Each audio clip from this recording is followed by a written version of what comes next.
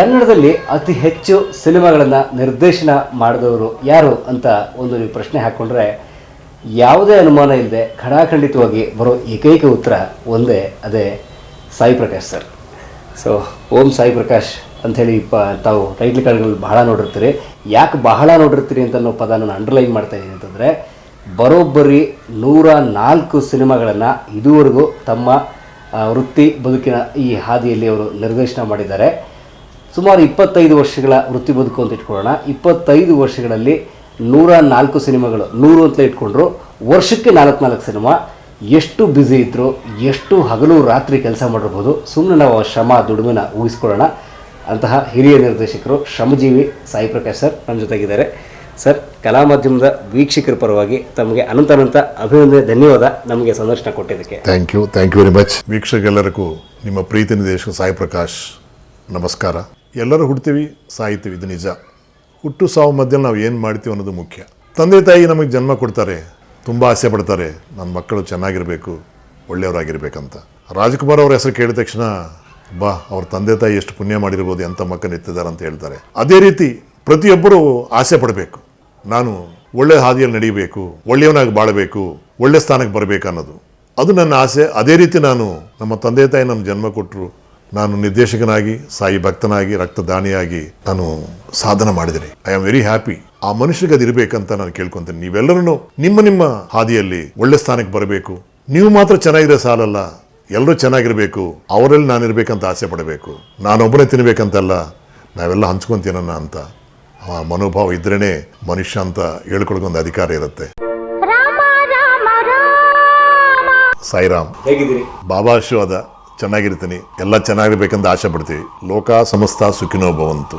ಎಲ್ಲರೂ ಚೆನ್ನಾಗಿದ್ರೆ ಅದರಲ್ಲಿ ನಾವಿರ್ತೀವಿ, ಚೆನ್ನಾಗಿರ್ತೀವಿ. ಅನ್ನೋರು ಹೇಳ್ತಾರೆ ಅಭಿಮಾನ ದೇವತೆಗಳು, ಅವರ ಆಶೀರ್ವಾದದಿಂದ ನಾವಿದ್ದೀವಿ ಅಂತ. ನಿಜ. 100 ಚಿತ್ರ ಮಾಡಿದನಂದರೆ ನಾನು ನಂಬಿದಂಥ ನಿರ್ಮಾಪಕರು, ಅವ್ರಿಗೆ ಸಪೋರ್ಟ್ ಮಾಡಿದಂಥ ಫೈನಾನ್ಸರ್ಸು, ಡಿಸ್ಟ್ರಿಬ್ಯೂಟರ್ಸು, ಎಕ್ಸಿಬ್ಯೂಟರ್ಸು, ಮುಖ್ಯವಾಗಿ ಅಭಿಮಾನಿ ದೇವತೆಗಳು. ಸಾಯಿ ಪ್ರಕಾಶ್ ಸಿನಿಮಾ ಅಂದರೆ ಚೆನ್ನಾಗಿರುತ್ತೆ, ಒಂದ್ಸಲ ನೋಡೋಣ ಅನ್ನೋ ಮನೋಭಾವ ಎಲ್ಲರೂ ಇರುತ್ತಲ್ವಾ, ಅದು ನನ್ನ ಅದೃಷ್ಟ. ಅವರಿಂದಾನೇ ಇಷ್ಟು ನಾನು ಜರ್ನಿ ಮಾಡೋಕ್ಕೆ ಅವಕಾಶ ಸಿಕ್ತಂತ ಹೇಳಕ್ಕೆ ನಾನು ಇಷ್ಟಪಡ್ತೀನಿ. ನಿಮ್ಮ ಸಿನಿಮಾಗೆ ಬರೋಕ್ಕೆ ಮೊದಲು ಸ್ವಲ್ಪ ಫ್ಲ್ಯಾಶ್ ಬ್ಯಾಕ್ ಹೋಗೋಣ ಸರ್. ನಿಮ್ಮ ಸಿನಿಮಾ ಥರನೇ. ಸೊ ನಿಮ್ಮ ಕುಟುಂಬದ ಹಿನ್ನೆಲೆ ಏನು, ನಿಮ್ಮ ಬಾಲ್ಯ ಹುಟ್ಟು ಅಲ್ಲಿನ ಮಾತಾಡೋಣ ಸರ್. ನಮ್ಮದು ಆಂಧ್ರ ಪ್ರದೇಶ್, ಗುಂಟೂರು ಜಿಲ್ಲೆ, ಫಿರಂಗಿಪುರ ಗ್ರಾಮ. ಫಿರಂಗಿಪುರ ಇಂಗ್ಲೀಷ್ ಕಾಲದಲ್ಲಿ ಅಲ್ಲಿ ಬೆಟ್ಟದ ಮೇಲೆ ಫಿರಂಗಿಗೆಲ್ಲ ಇಟ್ಟಿದ್ದಾರಂತೆ. ನಮ್ಮದೊಂದು ಹಿಸ್ಟಾರಿಕಲ್ ಪ್ಲೇಸ್ ಅದು. ರೆಡ್ಡಿ ರಾಜರಂತ ಇದ್ದಾರೆ ಆ ಕಾಲದಲ್ಲಿ, ಕೃಷ್ಣದೇವರಾಯನ ಕಾಲದಲ್ಲಿ. ಆ ವಂಶಸ್ಥರು ನಾವು, ರೆಡ್ಡಿ ರಾಜರ ವಂಶಸ್ಥರು ನಾವು. ಗೋನಗನ್ನ ರೆಡ್ಡಿ, ಪ್ರೊಳಯ ವೇಮಾರೆಡ್ಡಿ, ಆ ವಂಶಸ್ಥರು ನಾವು. ನಮ್ಮ ತಾತ ಮುತ್ತಾತ ಕಾಲದಲ್ಲಿ ಅವರು ಕುದುರೆ ಮೇಲೇ ಓಡಾಡೋಂಥವ್ರು. ನನಗೆ ತುಂಬ ಖುಷಿ ಆಗತ್ತೆ ಅವ್ರ ವಿಷಯ ಕೇಳುವಾಗ. ನಮ್ಮ ಊರ ಪಕ್ಕದಲ್ಲೇ ಕೊಂಡವೀಡು ಅಂತ ಇದೆ, 1.5 ಕಿಲೋಮೀಟರ್. ಅಲ್ಲಿ ಈಗಲೂ ಫೋರ್ಟ್ಸ್ ಎಲ್ಲ ಇದೆ, ಕೋಟೆಗಳೆಲ್ಲ ಇದೆ. ತುಂಬ ಹಿಸ್ಟಾರಿಕಲ್ ಪವರ್ಫುಲ್ ಪ್ಲೇಸ್ ನಮ್ಮ ಏರಿಯಾ. ಹಂಗೆ ಪೊಲಿಟಿಕಲ್ಲಿ ತುಂಬ ಪವರ್ಫುಲ್ ಏರಿಯಾ. ನಮ್ಮ ಕಾನ್ಸ್ಟಿಟ್ಯೂನ್ಸಿಂದಾನೇ 3 ಸಲ CM ಆಗಿದ್ದಾರೆ. ಅದಕ್ಕೆ ಹೇಳಿದ್ದೀವಿ, ಆ ರಾಜತನ, ಆ ಮನೆತನ, ಆ ಜನದಲ್ಲಿ ಒಂದು ಪವರ್, ಆ ಸಪೋರ್ಟಿಂಗ್ ಆಫ್ ಪೊಲಿಟಿಕಲ್ ಫಾಲೋಯರ್ಸು ತುಂಬ ಚೆನ್ನಾಗಿರುತ್ತೆ. ದುರದೃಷ್ಟ ಏನಂದರೆ, ಏನು ಜಾತಿ, ಈ ಕುಲ, ಧರ್ಮ ಅಂತ ಏನು ಒದ್ದಾಡ್ತಾ ಇದ್ದೀವೋ, ನಮ್ಮ ಭಾಗದಲ್ಲಿ ತುಂಬ ಜಾಸ್ತಿ. ಆಗಲೂ ಭಯಂಕರ, ಆಗಲೂ ಅಂದರೆ ಇವಾಗ ಏನಿಲ್ಲ ಅಂತ ಹೇಳ್ಬೋದು. ಈಗಲೂ ನೀವು ಆಂಧ್ರ ರಾಜಕೀಯ ತಗೊಳ್ಳುವಾಗ ಚಂದ್ರಬಾಬು ನಾಯ್ಡು ಕಮ್ಮ ಸಪೋರ್ಟರ್, ಜಗನ್ಮೋಹನ್ ರೆಡ್ಡಿ ಸಪೋರ್ಟರ್, ಪವನ್ ಕಲ್ಯಾಣು ನಾಯ್ಡು ಇನ್ನೊಂದು ಕ್ಯಾಸ್ಟ್. ಆ ಮೂರೇ ನಿಮ್ಗೆ ಜಾಸ್ತಿ ಕಾಣ್ತಾ ಇರ್ತದೆ. ಉಳಿದೆಲ್ಲ ಬ್ಯಾಕ್ವರ್ಡ್ ಕ್ಲಾಸ್ ಅಂತ ನಾವು ಹೇಳ್ಕೊತೀವಿ ನಾವು. ನಮ್ಮ ಕಾಲದಲ್ಲಿ ನಮ್ಮ ತಂದೆ ರೆಡ್ಡಿಸ್ ಅಂದರೆ ಕಾಂಗ್ರೆಸ್ ಸಪೋರ್ಟರ್, ನಮ್ಮ ತಾತ ಅವ್ರ ಫ್ರೆಂಡ್ಸ್ ಎಲ್ಲ ಕಮ್ಮಾಸ್, ಇಂಡಿಪೆಂಡೆಂಟ್ ಪಾರ್ಟಿ ಸಪೋರ್ಟರ್. ಅವರು ಫ್ಯಾಮ್ಲಿನಲ್ಲೇ 2 ಭಾಗ ಇರುತ್ತೆ. ಆಮೇಲೆ ನಮ್ಮ ಏರಿಯಾದಲ್ಲಿ ಪಲ್ನಾಡು ಅಂತ ಕರೀತಾರೆ. ಪಲ್ನಾಡು ಬ್ರಹ್ಮಣ್ಣ, ರೆಡ್ಡಮ್ಮ, ಈ ಥರ ಹೆಸರುಗಳ ದೊಡ್ಡವಿವೆ. ಈ ತೆಲುಗು ಸಿನಿಮಾನಲ್ಲಿ ಜಾಸ್ತಿ ಇವಾಗ ತೋರಿಸ್ತಾರಲ್ವ, ಆ ಥರ ಇಲ್ಲಲ್ಲ. ಬಟ್ ಆ ಫ್ಯಾಮ್ಲೀಸ್ ಹಂಗಿರುತ್ತೆ. ಆ ದೊಡ್ಡ ಕುಟುಂಬ, ಆ ಧೈರ್ಯ, ಆ ಮಚ್ಚು, ಆ ಈಟೆ, ಇದೆಲ್ಲ ಆ ಪವರ್ ಇರುತ್ತೆ ನಮ್ಮ ಫ್ಯಾಮ್ಲೀಸ್ನಲ್ಲಿ. ಸ್ವಲ್ಪ ಸತ್ಯವೇ ಇರುತ್ತೆ. ಯಾಕಂದರೆ ಆ ಸ್ವಾಭಿಮಾನ ಜಾಸ್ತಿ. ಒಂದು ಮಾತು ಮೇಲೆ ಬೀಳ ಯಾರು ಒಪ್ಪಲ್ಲ, ಅವರು ಒಪ್ಪಲ್ಲ. ಆ ಥರ ಒಂದು ಆ ರೆಡ್ಡಿ ರಾಜರು ಆಳಿದಂಥ ಭಾಗ ಆಗ್ಬೋದು, ಆ ಮಣ್ಣಲ್ಲಿ ಇರುತ್ತೆ, ಮಣ್ಣಲ್ಲಿನೂ ಆ ಥರ ಪವರ್ ಇರುತ್ತೆ. ಆ ಗುಣ ಈಗ ಕೋಡಿ ಪಂದ್ಯ ಅಂತ ಹೇಳ್ತಾರಲ್ಲ, ಈಗ ಇವಾಗ ಜಾಸ್ತಿ ಅಲ್ವಲ್ಲ ಆಂಧ್ರದಲ್ಲಿ, ಇಲ್ಲೆಲ್ಲಿದೆ, ಇಲ್ಲಿಲ್ಲ. ರಾಜರ ಕಾಲದಿಂದ ಅದಿದೆ. ರಾಜರ ಕಾಲದಿಂದನೂ ರಾಜ್ಯನೇ ಕೊಡೋರು. ಆ ಥರ ಒಂದು ಸಂಸ್ಥಾನನೇ ಕೋಡಿ ಸತ್ತೋಗ್ಬಿಟ್ರೆ ಹುಂಜ ಸಂಸ್ಥಾನ ಕೊಡೋರು. ಆ ಥರ ಸೀಮ್ ಅದು. ಅಷ್ಟು ಪವರ್ ಇರುವಂಥ ಏರಿಯಾ ನಮ್ಮದು. ಆ ಏರಿಯಾ ಬಗ್ಗೆ ನಾನು ಹೇಳಿದ್ದೀನಿ. ನಮ್ಮ ತಂದೆ ಕಾಂಗ್ರೆಸ್ಸು, ನಮ್ಮ ತಾತ ಸ್ವತಂತ್ರ ಪಾರ್ಟಿ. ಅವರಿಬ್ಬರದಲ್ಲಿ ಒಂದು ವೈಷಮ್ಯ ಇದೆ. ಒಂದು ಮಣ್ಣಲ್ಲೇ ಎರಡು ಬಾವುಟ.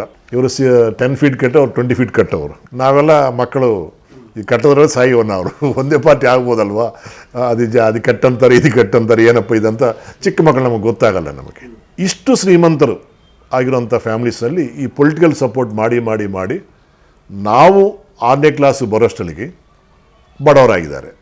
ಈ ಕಾಲದಲ್ಲಿ ರಾಜಕೀಯ ಅಲ್ಲ ಅದು. ಆ ಕಾಲದಲ್ಲಿ ನಮ್ಮನ್ನೆಲ್ಲ ಊಟ ಮಾಡಿ 100 ಜನಕ್ಕೆ ಊಟ ಹಾಕಿ ರಾಜಕೀಯ ಸೇವೆ ಮಾಡೋರು. ಆವಾಗ ರಾಜಕೀಯ ಅದು. ಇವಾಗ ರಾಜಕೀಯ ಏನಂದರೆ ನಿಮ್ಮ ಹತ್ರ ನಮ್ಮ ಹತ್ರ ಇನ್ವೆಸ್ಟ್ ಮಾಡಿಸಿ ವ್ಯಾಪಾರ ಮಾಡಿ 10 ಜನಕ್ಕೆ ಊಟ ಹಾಕಿ 1000 ಜನಕ್ಕೆ ಊಟ ಹಾಕಿದ ಲೆಕ್ಕ ತೊಗೊಂಡು 9 ಕೋಟಿ ಹಾಕಿ ಒಬ್ಬ ಕಾರ್ಪೊರೇಟರ್ ಆಗಿ ಒಂದು 50 ಕೋಟಿ ಸಂಪಾದನೆ ಮಾಡಬೇಕನ್ನೋ ಭಾವ ಇರೋದು ಇವಾಗ ಟೋಟಲ್ ಎವ್ರಿಬಡಿ ನೋಸ್. ನಾವೇನು ಸಾಯಿಪ್ರಕಾಶ್ ಹೊಸ್ದಾಗಿ ಹೇಳಿದ್ದಾರೆ ಅನ್ನೋದು ಏನಿಲ್ಲ. ಇವಾಗ ಟೋಟಲ್ ರಾಜಕೀಯ ಈಸ್ ಆಲ್ಸೋ ಬಿಸ್ನೆಸ್. ಆ ಕಾಲದ ರಾಜಕೀಯ ಬಿಸ್ನೆಸ್ ಅಲ್ಲ. ಸ್ವರಾಜ್ಯ ಸಂಪಾದನೆ ಮಾಡಿದ ಮೇಲೆ ಆ ಪವರ್ ಹಂಗೆ ಇದೆ. ಸ್ವರಾಜ್ಯ ಸಂಪಾದನೆ ಮಾಡಿದ್ದೀವಿ, ಕಾಂಗ್ರೆಸ್ನಿಂದಾನೇ ನಾವು ಸ್ವರಾಜ್ಯ ಸಂಪಾದನೆ ಮಾಡಿದ್ದೀವಿ. ಗಾಂಧಿ, ನೆಹರು, ವಲ್ಲಭಾಯ್ ಪಟೇಲ್, ನೇತಾಜಿ ಸುಭಾಷ್ ಚಂದ್ರ ಬೋಸ್, ಈ ಭಾವನೆ ಎಲ್ಲ ಇದ್ದು ಅವರವ್ರ ಮನೇಲಿ ತಿನ್ಕೊಂಡು ಅವರವರು ಊಟ ಹಾಕಿ ಪಾರ್ಟಿನ ಸಾಕೋರು. ಒಬ್ಬ MLAಗೆ 100 ರೂಪಾಯಿ ಬೇಕಾಗಿಲ್ಲ ಆ ಕಾಲದಲ್ಲಿ. ಕಾರ್ಯಕರ್ತರು ಅವ್ರ ಮಂದ ತಂದು ಊಟ ಮಾಡ್ಕೊಂಡು ಬಂದು ಕೆಲಸ ಮಾಡುವಾಗ MLA ಕ್ಯಾಂಡ್ ಯಾಕೆ ಸರ್ವಿಸ್ ಮಾಡಬೇಕು, ಯಾಕೆ ದುಡ್ಡು ಖರ್ಚು ಮಾಡಬೇಕು?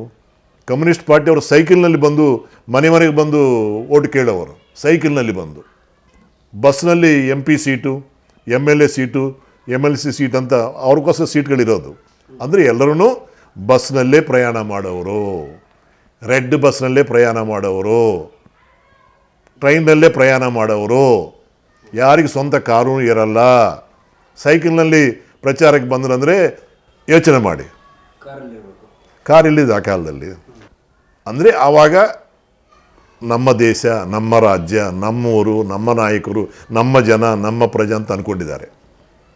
ಅದರಿಂದಾನೇ ನಮ್ಮ ತಾತ ಅವರು, ನಮ್ಮ ತಂದೆಯವರು ಇರೋ ಆಸ್ತಿಯೆಲ್ಲ ನೀಟಾಗಿ ಕರೆಸ್ಬಿಟ್ಟು ನಾವು ಬರೋಷ್ಟೊಳಗೆ ಏನಿಲ್ಲದೆ ಮಾಡಿದ್ದಾರೆ. ಬಟ್ ಆ ಪವರ್ ಇರ್ತದೆ, ಅದಿರುತ್ತೆ. ಆ ರಾಜಸ, ಆ ರಾಯತನ, ಆ TV ಅದೆಲ್ಲ ಇರುತ್ತೆ. ದಿನ ಮನೆಗೆ ಬರೋರು, ಊಟ ಮಾಡೋರು. ಆವಾಗ ಜಾಸ್ತಿ ಲೇಬರ್ ಇರ್ತಾರಲ್ವ. ಆ ಕಾಲದಲ್ಲಿ ಬಾರ್ಟರ್ ಸಿಸ್ಟಮೇ. ನಾವು ಚಿಕ್ಕವರಾಗಿದ್ದರೆ ಬಾರ್ಟರ್ ಸಿಸ್ಟಮೇ. ನಮ್ಮ ಹತ್ರ ದುಡ್ಡು ಗಿಡ್ಡು ಏನು ಅಷ್ಟೊಂದು ಇರಲ್ಲ. ನಮ್ಮ ಹತ್ರ ಹಾಲು ಫ್ರೀಯಾಗಿ ಕೊಡ್ತೀವಿ, ನಾವು ಮಜ್ಜಿಗೆ ಮೊಸರು ಫ್ರೀಯಾಗಿ ಕೊಡ್ತೀವಿ, ಅಕ್ಕಿ ಬೇಳೆ. ಈಗ ಬಟ್ಟೆ ಒಗೆಯೋರಿಗೆ ವರ್ಷಕ್ಕೆ ಇಷ್ಟು ಬ್ಯಾಗ್ ಅಂತ ಧಾನ್ಯ ಕೊಡೋರು. ದಿವಸ ಎಲ್ಲ ಕೊಡೋದು, ದಾನ ದಿವಸಗಳು ಇಲ್ಲ. ಕಟಿಂಗ್ ಮಾಡೋರಿಗೂ ಅದೇ, ಕೂಲಿ ಕೆಲಸ ಮಾಡೋರಿಗೆ ಅದೇ. ಆವಾಗ ದುಡ್ಡಿನ ಅವಶ್ಯಕತೆ ಯಾರಿಗೆ ಬೇಕಾಗಿಲ್ಲ. ಅಕ್ಕಿ ಬೇಳೆ ಮೊಸರು ಎಲ್ಲ ಇದ್ಮೇಲೆ ಇನ್ನೇನಿದೆ? ಮನುಷ್ಯನಿಗೇನು ಬೇಕು? ಅನ್ನ ಬೇಕು, ಬಟ್ಟೆ ಬೇಕು. ಬಟ್ಟೆನೂ ಫ್ರೀ. ಆವಾಗ ಎಲ್ಲರಿಗೂ 2 ಜೊತೆ 3 ಜೊತೆ ಕೊಟ್ಟು ನಮಗೊಂದು ನಿಕ್ಕರ್ ಹೊಲಿಸಿದ್ರೆ 3-4 ಸಾವಿರ 3 ಇಯರ್ಸ್ ಬರುತ್ತೆ ನಮಗೆ. ನಾವು ಸ್ಕೂಲ್ ಫೈನಲ್ ಆದಮೇಲೆ PUC ಜಾಯ್ನ್ ಆಗುವಾಗ 2 ಪ್ಯಾಂಟ್ ಹೊಲಿಸಿದ್ದಾರೆ ನಮಗೆ. PUCಗೆ ಪ್ಯಾಂಟ್ ಹೊಲಿಸಿದ್ದಾರೆ, SLC ಪ್ಯಾಂಟ್ ಇಲ್ಲ ನಮಗೆ. ಅವಶ್ಯಕತೆ ಅನ್ನಲಿಲ್ಲ ನಮಗೆ. ಈ ಪ್ಯಾಂಟ್ ಅಂದರೆ ಏನನ್ನ ಅನ್ನಿಸ್ತದೆ ನಮಗೆ, ಯಾಕೆ ಬೇಕು ಅನ್ನಿಸ್ತದೆ ನಮಗೆ ಪ್ಯಾಂಟು. ಇವಾಗ ನಮ್ಮ LKG ಅವನಿಗೆ ಪ್ಯಾಂಟ್ ಹಾಕಿದ್ರೆ ಖುಷಿ ಪಡ್ತಾನೆ, ಹಾಕಲಿಲ್ಲ ಅಂದರೆ ಗಲಾಟೆ ಮಾಡ್ತಾನೆ. ಅಂದರೆ ಆ ಕಾಲದಲ್ಲಿ ಮನುಷ್ಯ ಸಹಜವಾಗಿ ಬಾಳಬೇಕು, ಸಾಮಾನ್ಯವಾಗಿ ಮನುಷ್ಯನಾಗಿ ಬಾಳಬೇಕು, ಹಂಚ್ಕೊಂಡು ತಿನ್ನಬೇಕು, ನಾವೆಲ್ಲ ಒಂದೇ ಅನ್ನೋ ಭಾವನೆ ಇರ್ತದೆ. ಯಾವತ್ತೂ ನಿಮಗೆ ಈ ರಿಲಿಜಿಯನ್ ಫೀಲಿಂಗೇ ಬರಲ್ಲ. ಮುಸ್ಲಿಮ್ ಅವ್ರ ಹಬ್ಬ ಬರುವಾಗ ನಮ್ಮನ್ನ ಕರೀತಾರೆ, ನಮ್ಮ ಹಬ್ಬ ಇರೋ ಅವ್ರು ಬಂದು ನಮ್ಮಲ್ಲಿ ಊಟ ಮಾಡ್ತಾರೆ. ಕ್ರಿಶ್ಚಿಯನ್ಸು ಹಂಗೆ. ನಮ್ಮ ಏರಿಯಾದಲ್ಲಿ 60% ಕ್ಯಾಥಲಿಕ್ಸ್, ಎಲ್ಲ converted. Most of the lower class ಇರೋರೆಲ್ಲರನ್ನೂ ಕನ್ವರ್ಟ್ ಆಗಿದ್ದಾರೆ. ಈ ಕನ್ವರ್ಷನ್ ಬಗ್ಗೆ ಯಾಕೆ ಹೇಳಿದೆನೆಂದರೆ, ರಾಜಕೀಯದಲ್ಲಿ ನಮ್ಮ ತಂದೆ ತಾತಗೆ ಏನು ರೈವಲ್ ಇದೆಯೋ ಆ ರೈವಲ್ ಇಲ್ಲಿವರೆಗೆ ಬಂತಂತ ಹೇಳ್ತೀನಿ ನಾನು. ನಮ್ಮ ತಾತ ಇಂಡಿಪೆಂಡೆಂಟ್ ಪಾರ್ಟಿಗೆ ಕ್ಯಾನ್ವ್ಯಾಸ್ಗೆ ಹೋಗುವಾಗ, ಕ್ಯಾಂಪೇನಿಗೆ ಹೋಗುವಾಗ ನಮ್ಮ ತಂದೆ ಅವನು ಕಿಡ್ನ್ಯಾಪ್ ಮಾಡಿ ಒಂದು ಆ ಪಾಲ್ ಬಂಗ್ಲಾದಲ್ಲಿ ಬಚ್ಚಿಡ್ತಾರೆ. ತಂದೆನ ಮಗ, ನಮ್ಮ ತಂದೆ ನಮ್ಮ ತಾತನ್ನ. ನಮ್ಮ ತಾತ ಏನು ಮಾಡಿದ್ದಾನೆ, 18 ಅಡಿ ಇರೋ ಗೋಡೆನ ಜಂಪ್ ಮಾಡಿ ಬಂದು ಕ್ಯಾಂಪೇನ್ ಮಾಡ್ತಾನೆ. ಅಂದರೆ ನಮ್ಮದೆಲ್ಲ 6.5 ಅಡಿ ಪರ್ಸನಾಲಿಟಿ. ನಾನೇ ನಮ್ಮ ಫ್ಯಾಮಿಲಿಯಲ್ಲಿ ವೀಕ್ ಪರ್ಸನಾಲಿಟಿ. ನಮ್ಮ ತಾತ ಹಂಗಿರ್ತಾರೆ, ನಮ್ಮ ತಂದೆ ಹಂಗಿರ್ತಾರೆ. ಈ ಗಲಾಟೆಯಲ್ಲಿ ನಮ್ಮ ಸೋದರತೆಗಳು ನಮ್ಮಪ್ಪನ ಒಡೆದಾಕಿ ಬರ್ತಾರೆ, ನಮ್ಮ ತಂದೆನ ನೀವು ಕಿಡ್ನ್ಯಾಪ್ ಮಾಡಿದೀಯಾ ಅಂತ. ಈ ಗಲಾಟೆಯಲ್ಲಿ ನಮ್ಮ ತಂದೆಗೆ ನಮ್ಮ ತಾತಗೆ ಡಿಸ್ಪ್ಯೂಟ್ ಸ್ಟಾರ್ಟ್ ಆಗಿತ್ತು. ನಾಳೆ ನಾನು ಸತ್ತರೆ ನೀನು ಕೊಳ್ಳಿಡಬಾರದು, ಹಿಂದೂ ಧರ್ಮದಲ್ಲಿ ಅದೊಂದು ಇದೆಯಲ್ವ, ನಮಗೆ ಮಕ್ಕಳು ಕೊಳ್ಳಿಡಬೇಕನ್ನೋ ಒಂದು ಶಾಸ್ತ್ರ ಇದೆಯಲ್ವಾ. ನನ್ನ ಮಗ ನನಗೆ ಇಡಬಾರ್ದು ಅಂತ ಈ ಕನ್ವರ್ಟೆಡ್ ಟು ಕ್ಯಾಥಲಿಕ್.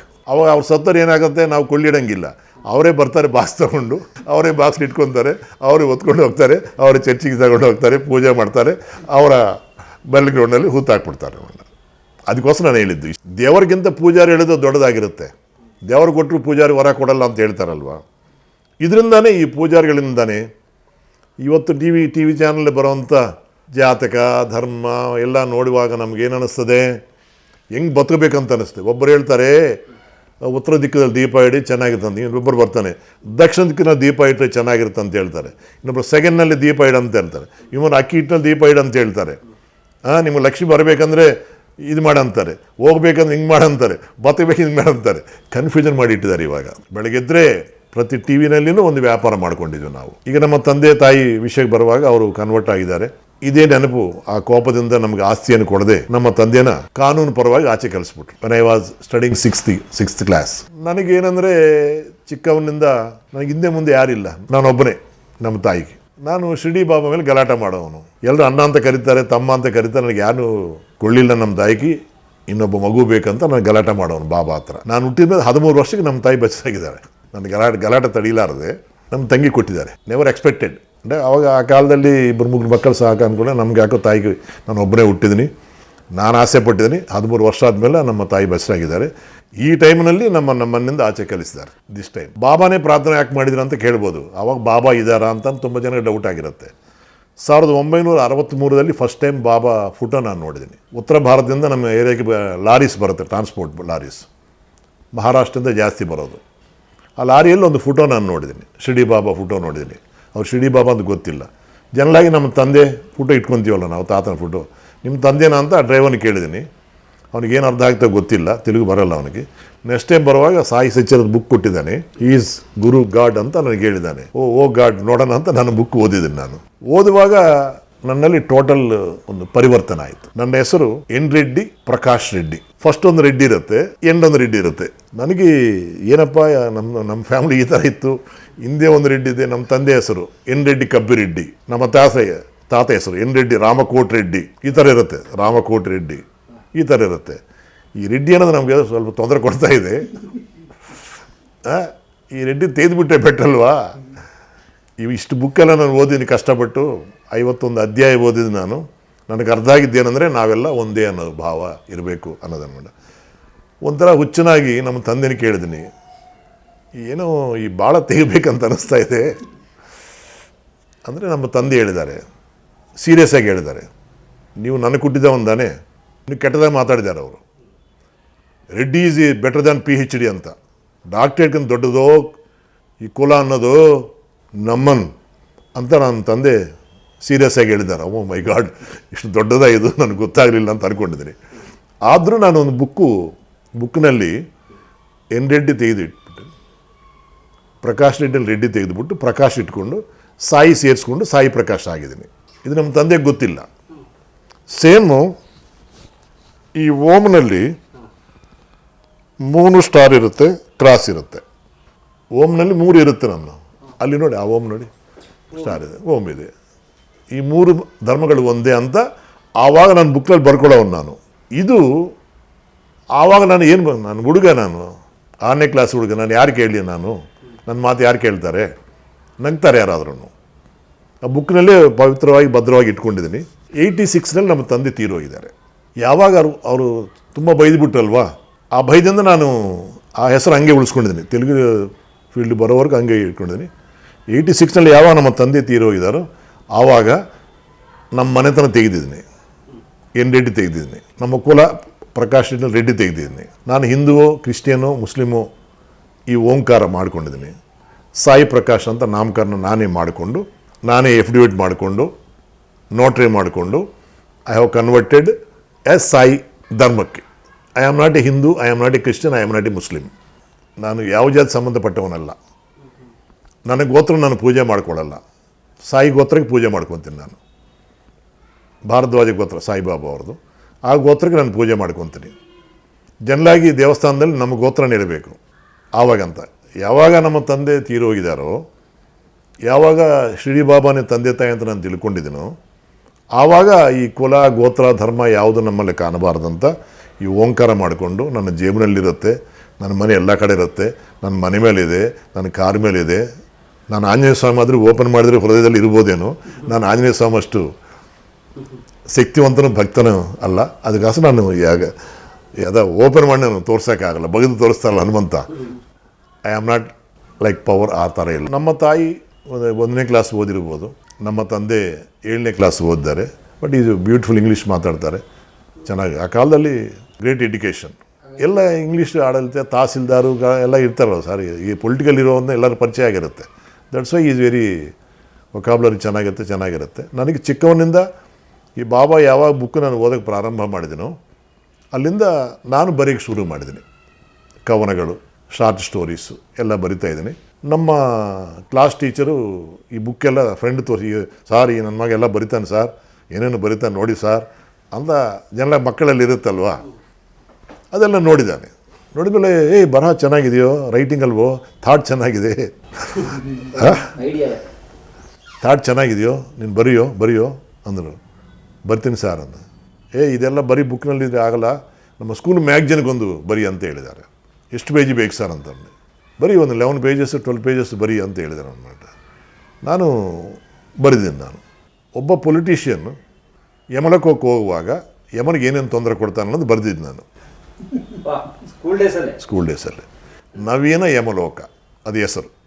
ತುಂಬ ಚೆನ್ನಾಗಿದೆ, ಇದು ಡ್ರಾಮಾ ಮಾಡು ಅಂತ ಹೇಳಿದ್ದಾರೆ ಅವರು. ಅದನ್ನು ಇನ್ನೂ ಎನ್ಹ್ಯಾನ್ಸ್ ಮಾಡಿದ್ದಾರೆ ಅವರು. ತುಂಬ ಜನ ಡ್ರಾಮಾ ಬರೆದಿದ್ದೀನಿ ನಾನು.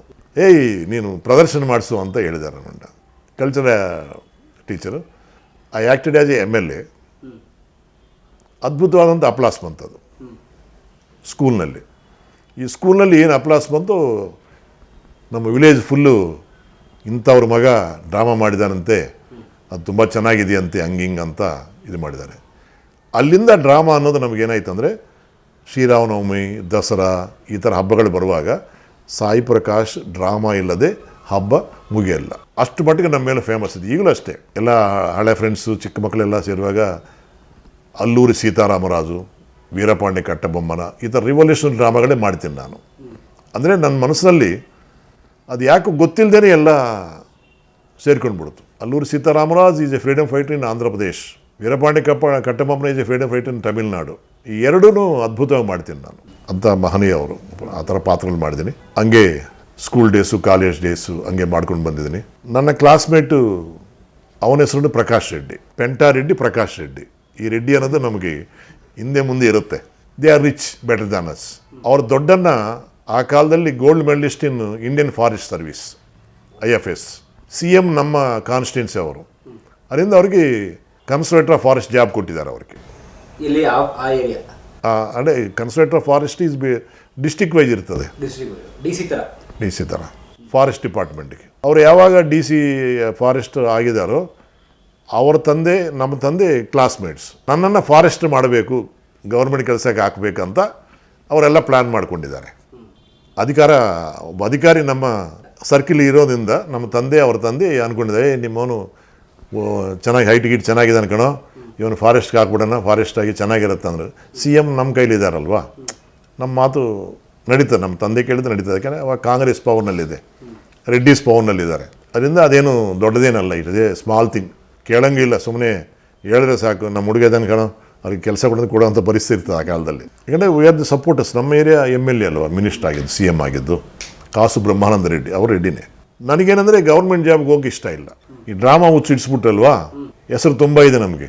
ತೆಲುಗಿನಲ್ಲಿ ಆದಿತ್ಯ ಸುಬ್ಬಾರಾವ್, ಆಚಾರ್ಯ ಆತ್ರೇಯ ಇಂಥವ್ರು ನಮಗೆ ತುಂಬ ಇಷ್ಟ. ಅವ್ರ ಸಿನಿಮಾಗಳು ನೋಡಿ ಒಂಥರ ಇನ್ಸ್ಪೈರ್ ಆಗಿರೋಂಥವ್ರು ನಾವು. ನಮ್ಮ ಫ್ರೆಂಡ್ಸ್ ಎಲ್ಲ ಯಾವುದು ಹಿಂದಿ ಸಾಂಗ್ ಕೊಡೋದು ಟ್ಯೂನು, ತಿರುನಲ್ಲಿ ಬರೆಯೋ ಅಂತ ನಮ್ಮ ಕೈಲಿ ಬರ್ಸೋದು, ಡೈರೆಕ್ಟರ್ ಅಂತ ಹೇಳೋದು ನನ್ನನ್ನು, ಡೈರೆಕ್ಟರ್ ಕಣೋ ಈ ರೀತಿ. ಇದು ಆವಾಗ ಸಹಜ ಅಲ್ವಾ, ಚುಡಾಯಿಸೋದು, ಪ್ರೀತಿಯಿಂದ ಚುಡಾಯಿಸ್ರು ದ್ವೇಷದಿಂದ ಚುಡಾಯಿಸ್ರು, ಒಟ್ಟಲ್ಲಿ ನಮ್ಮನ್ನು ಆ ಮೈಂಡ್ಗೆ ತರೋ ಪರಿಸ್ಥಿತಿ. ನಾನು ಕಾಲೇಜ್ ಸೇರಬೇಕು, ಕಾಲೇಜ್ ಸೇರಿದ್ದೀನಿ. I am a scholarship student. ನಮ್ಮೂರಿಗೆ ಕಾಲೇಜಿಗೆ 16 kilometre. Daily I want to travel by train. ಬೆಳಗ್ಗೆ 5:15 6 ಗಂಟೆಗೆ ಹೋಗಿ ರಾತ್ರಿ 7 ಗಂಟೆಗೆ 8 ಗಂಟೆಗೆ ಬರಬೇಕು. ನಾವು ಮನೇಲೆಲ್ಲ ಕೆಲಸ ಮಾಡಬೇಕು. ಬಿಫೋರ್ ಹೋಗುವಾಗ ಬಂದ ಮೇಲೆ ನೀರು ಸೇದೋದು, ಇದು ಮಾಡೋದು ಇದೆಲ್ಲ ಕಾಮನ್. ಹಳ್ಳಿನಲ್ಲಿ ನಾವು ವಿ ಶುಡ್ ಫಾಲೋ. ಹಾಲಿಡೇಸ್ ಬಂದರೆ ಕೆಲಸ ಮಾಡೋದೆಲ್ಲ ಇರುತ್ತೆ. ಡಿಗ್ರಿ ಫೈನಲ್ ಇಯರ್ ಬಂದಿದ್ದೀನಿ.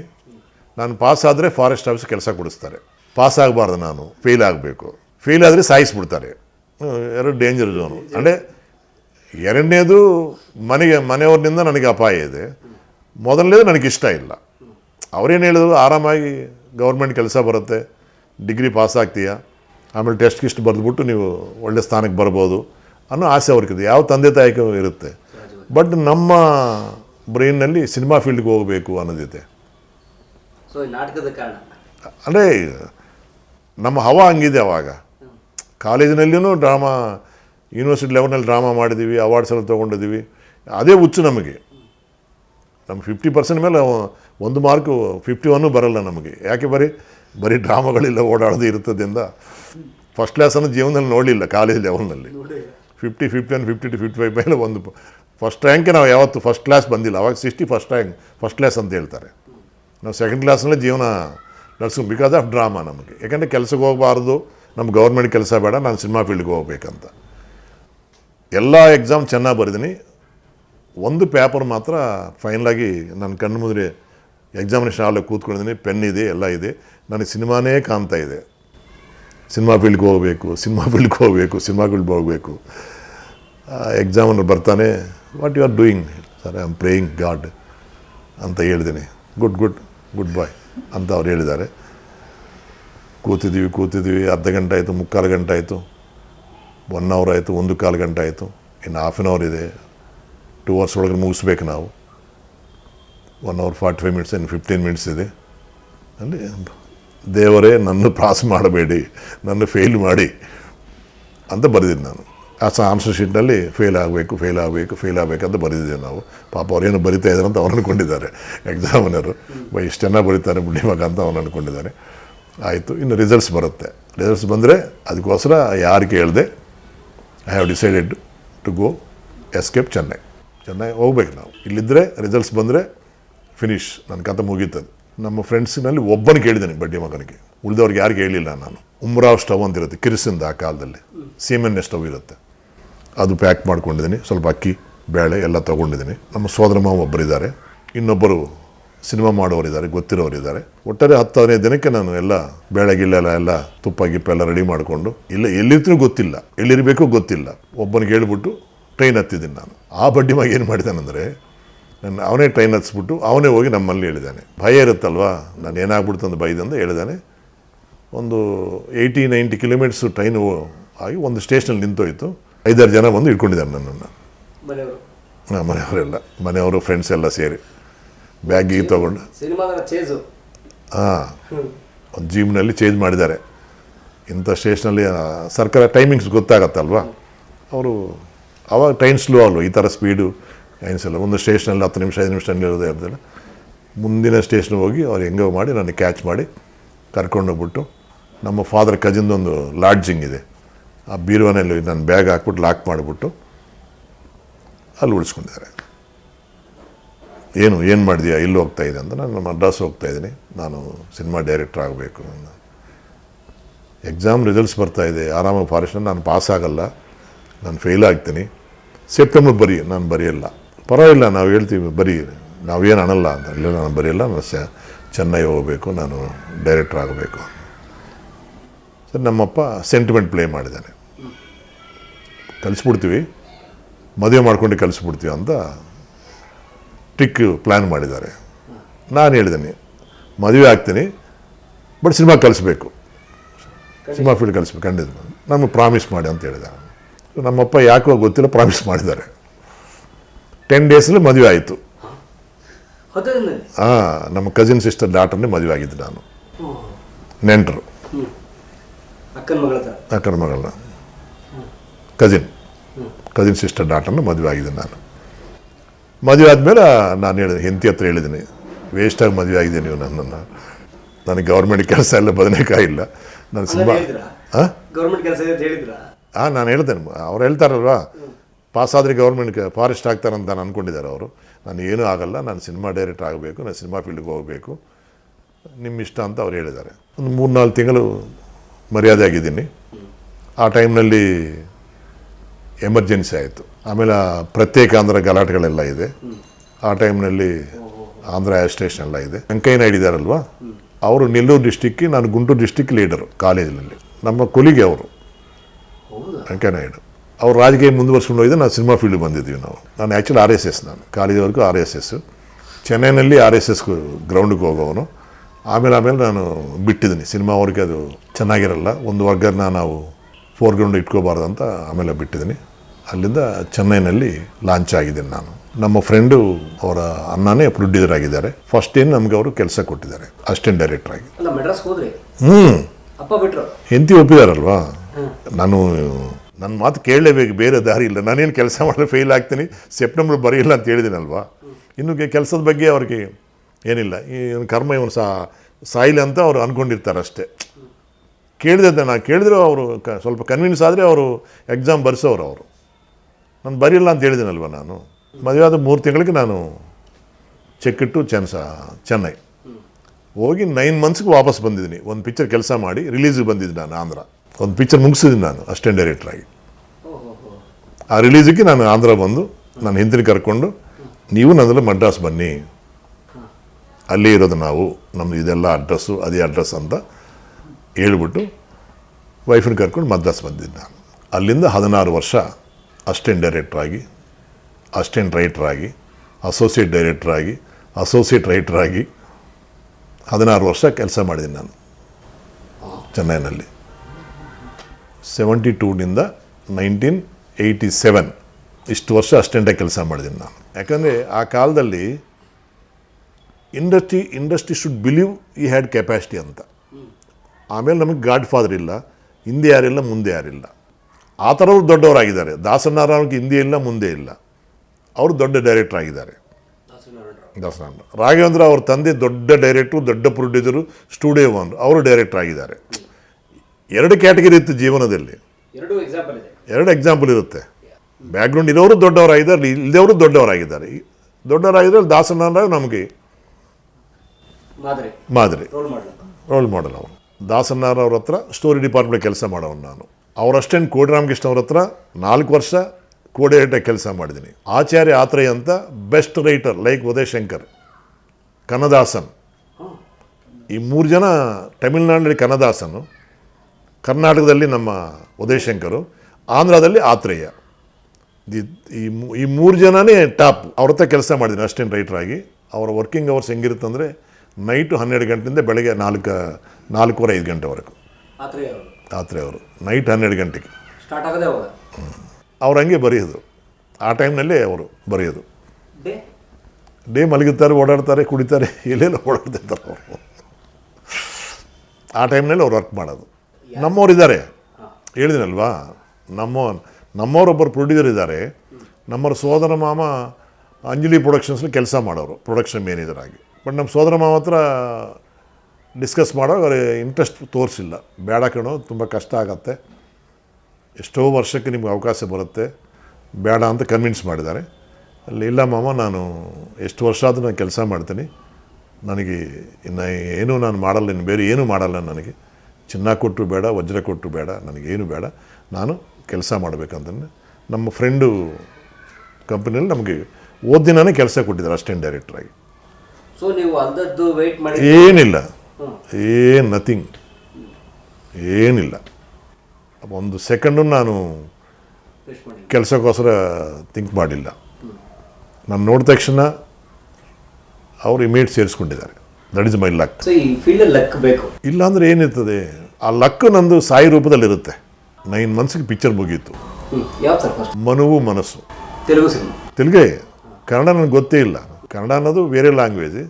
ನಾವು ತೆಲುಗಿನವ್ರು, ಮದರ್ ಟಂಗ್ ತೆಲುಗು. ನಮ್ಮ ಅಲ್ಲೇ 16 ವರ್ಷ ತೆಲುಗು ಪಿಕ್ಚರ್ಸೇ ಕೆಲಸ ಮಾಡಿದ್ದೀನಿ ನಾನು. ದಾಸನಾರಾಯಣ ರಾವ್, ಕೋಡಿ Ramakrishna, KSR Das, BV Prasad, Lakshmi Deepak, PC Reddy, ಈ ಥರ ದೊಡ್ಡ ದೊಡ್ಡ ಡೈರೆಕ್ಟರ್ಸ್ ಕೆಲಸ ಮಾಡಿದ್ದೀನಿ.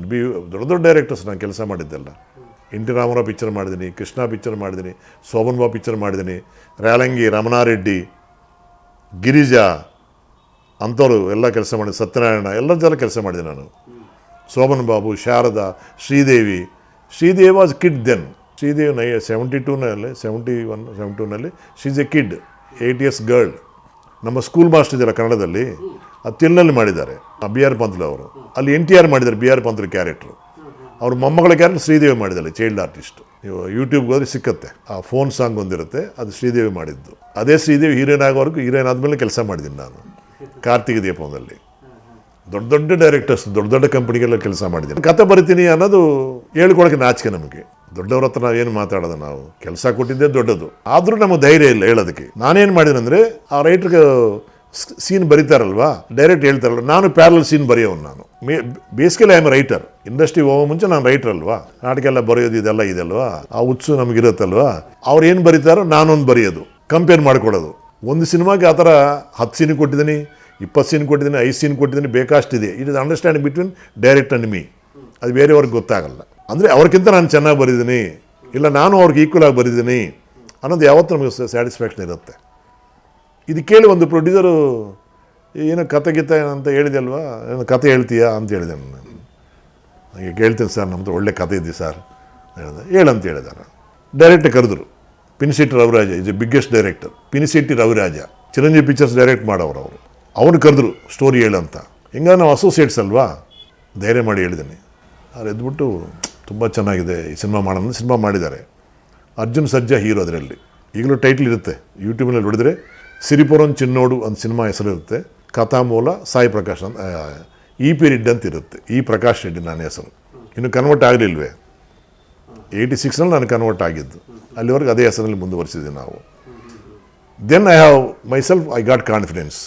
ನನ್ನ ಕಥೆನೂ ಸಿನಿಮಾ ಮಾಡಿದ್ದಾರೆ, ನಾನು ಸಂಭಾಷಣೆ ಬರೆಯಬಲ್ಲ, ನಾನು ಹಾಡುಗಳು ಬರಿತೀನಿ, ಈ ರೀತಿ. ಇವರೆಲ್ಲರ ಶಿಷ್ಯರಿಕದಲ್ಲಿ ಐ ಗಾಟ್ ಬ್ಯೂಟಿಫುಲ್ ನಾಲೆಡ್ಜ್. ಇಂಥ ಟೈಮ್ನಲ್ಲಿ ವಿಷ್ಣುವರ್ಧನ್ ಅವರು ಒಂದು ತೆಲುಗು ಪಿಕ್ಚರ್ ಆ್ಯಕ್ಟ್ ಮಾಡಿ ಬಂದಿದ್ದಾರೆ. ಕನ್ನಡ ಸಾಹಸಿಂಹ ವಿಷ್ಣುವರ್ಧನ್ ಅವರು.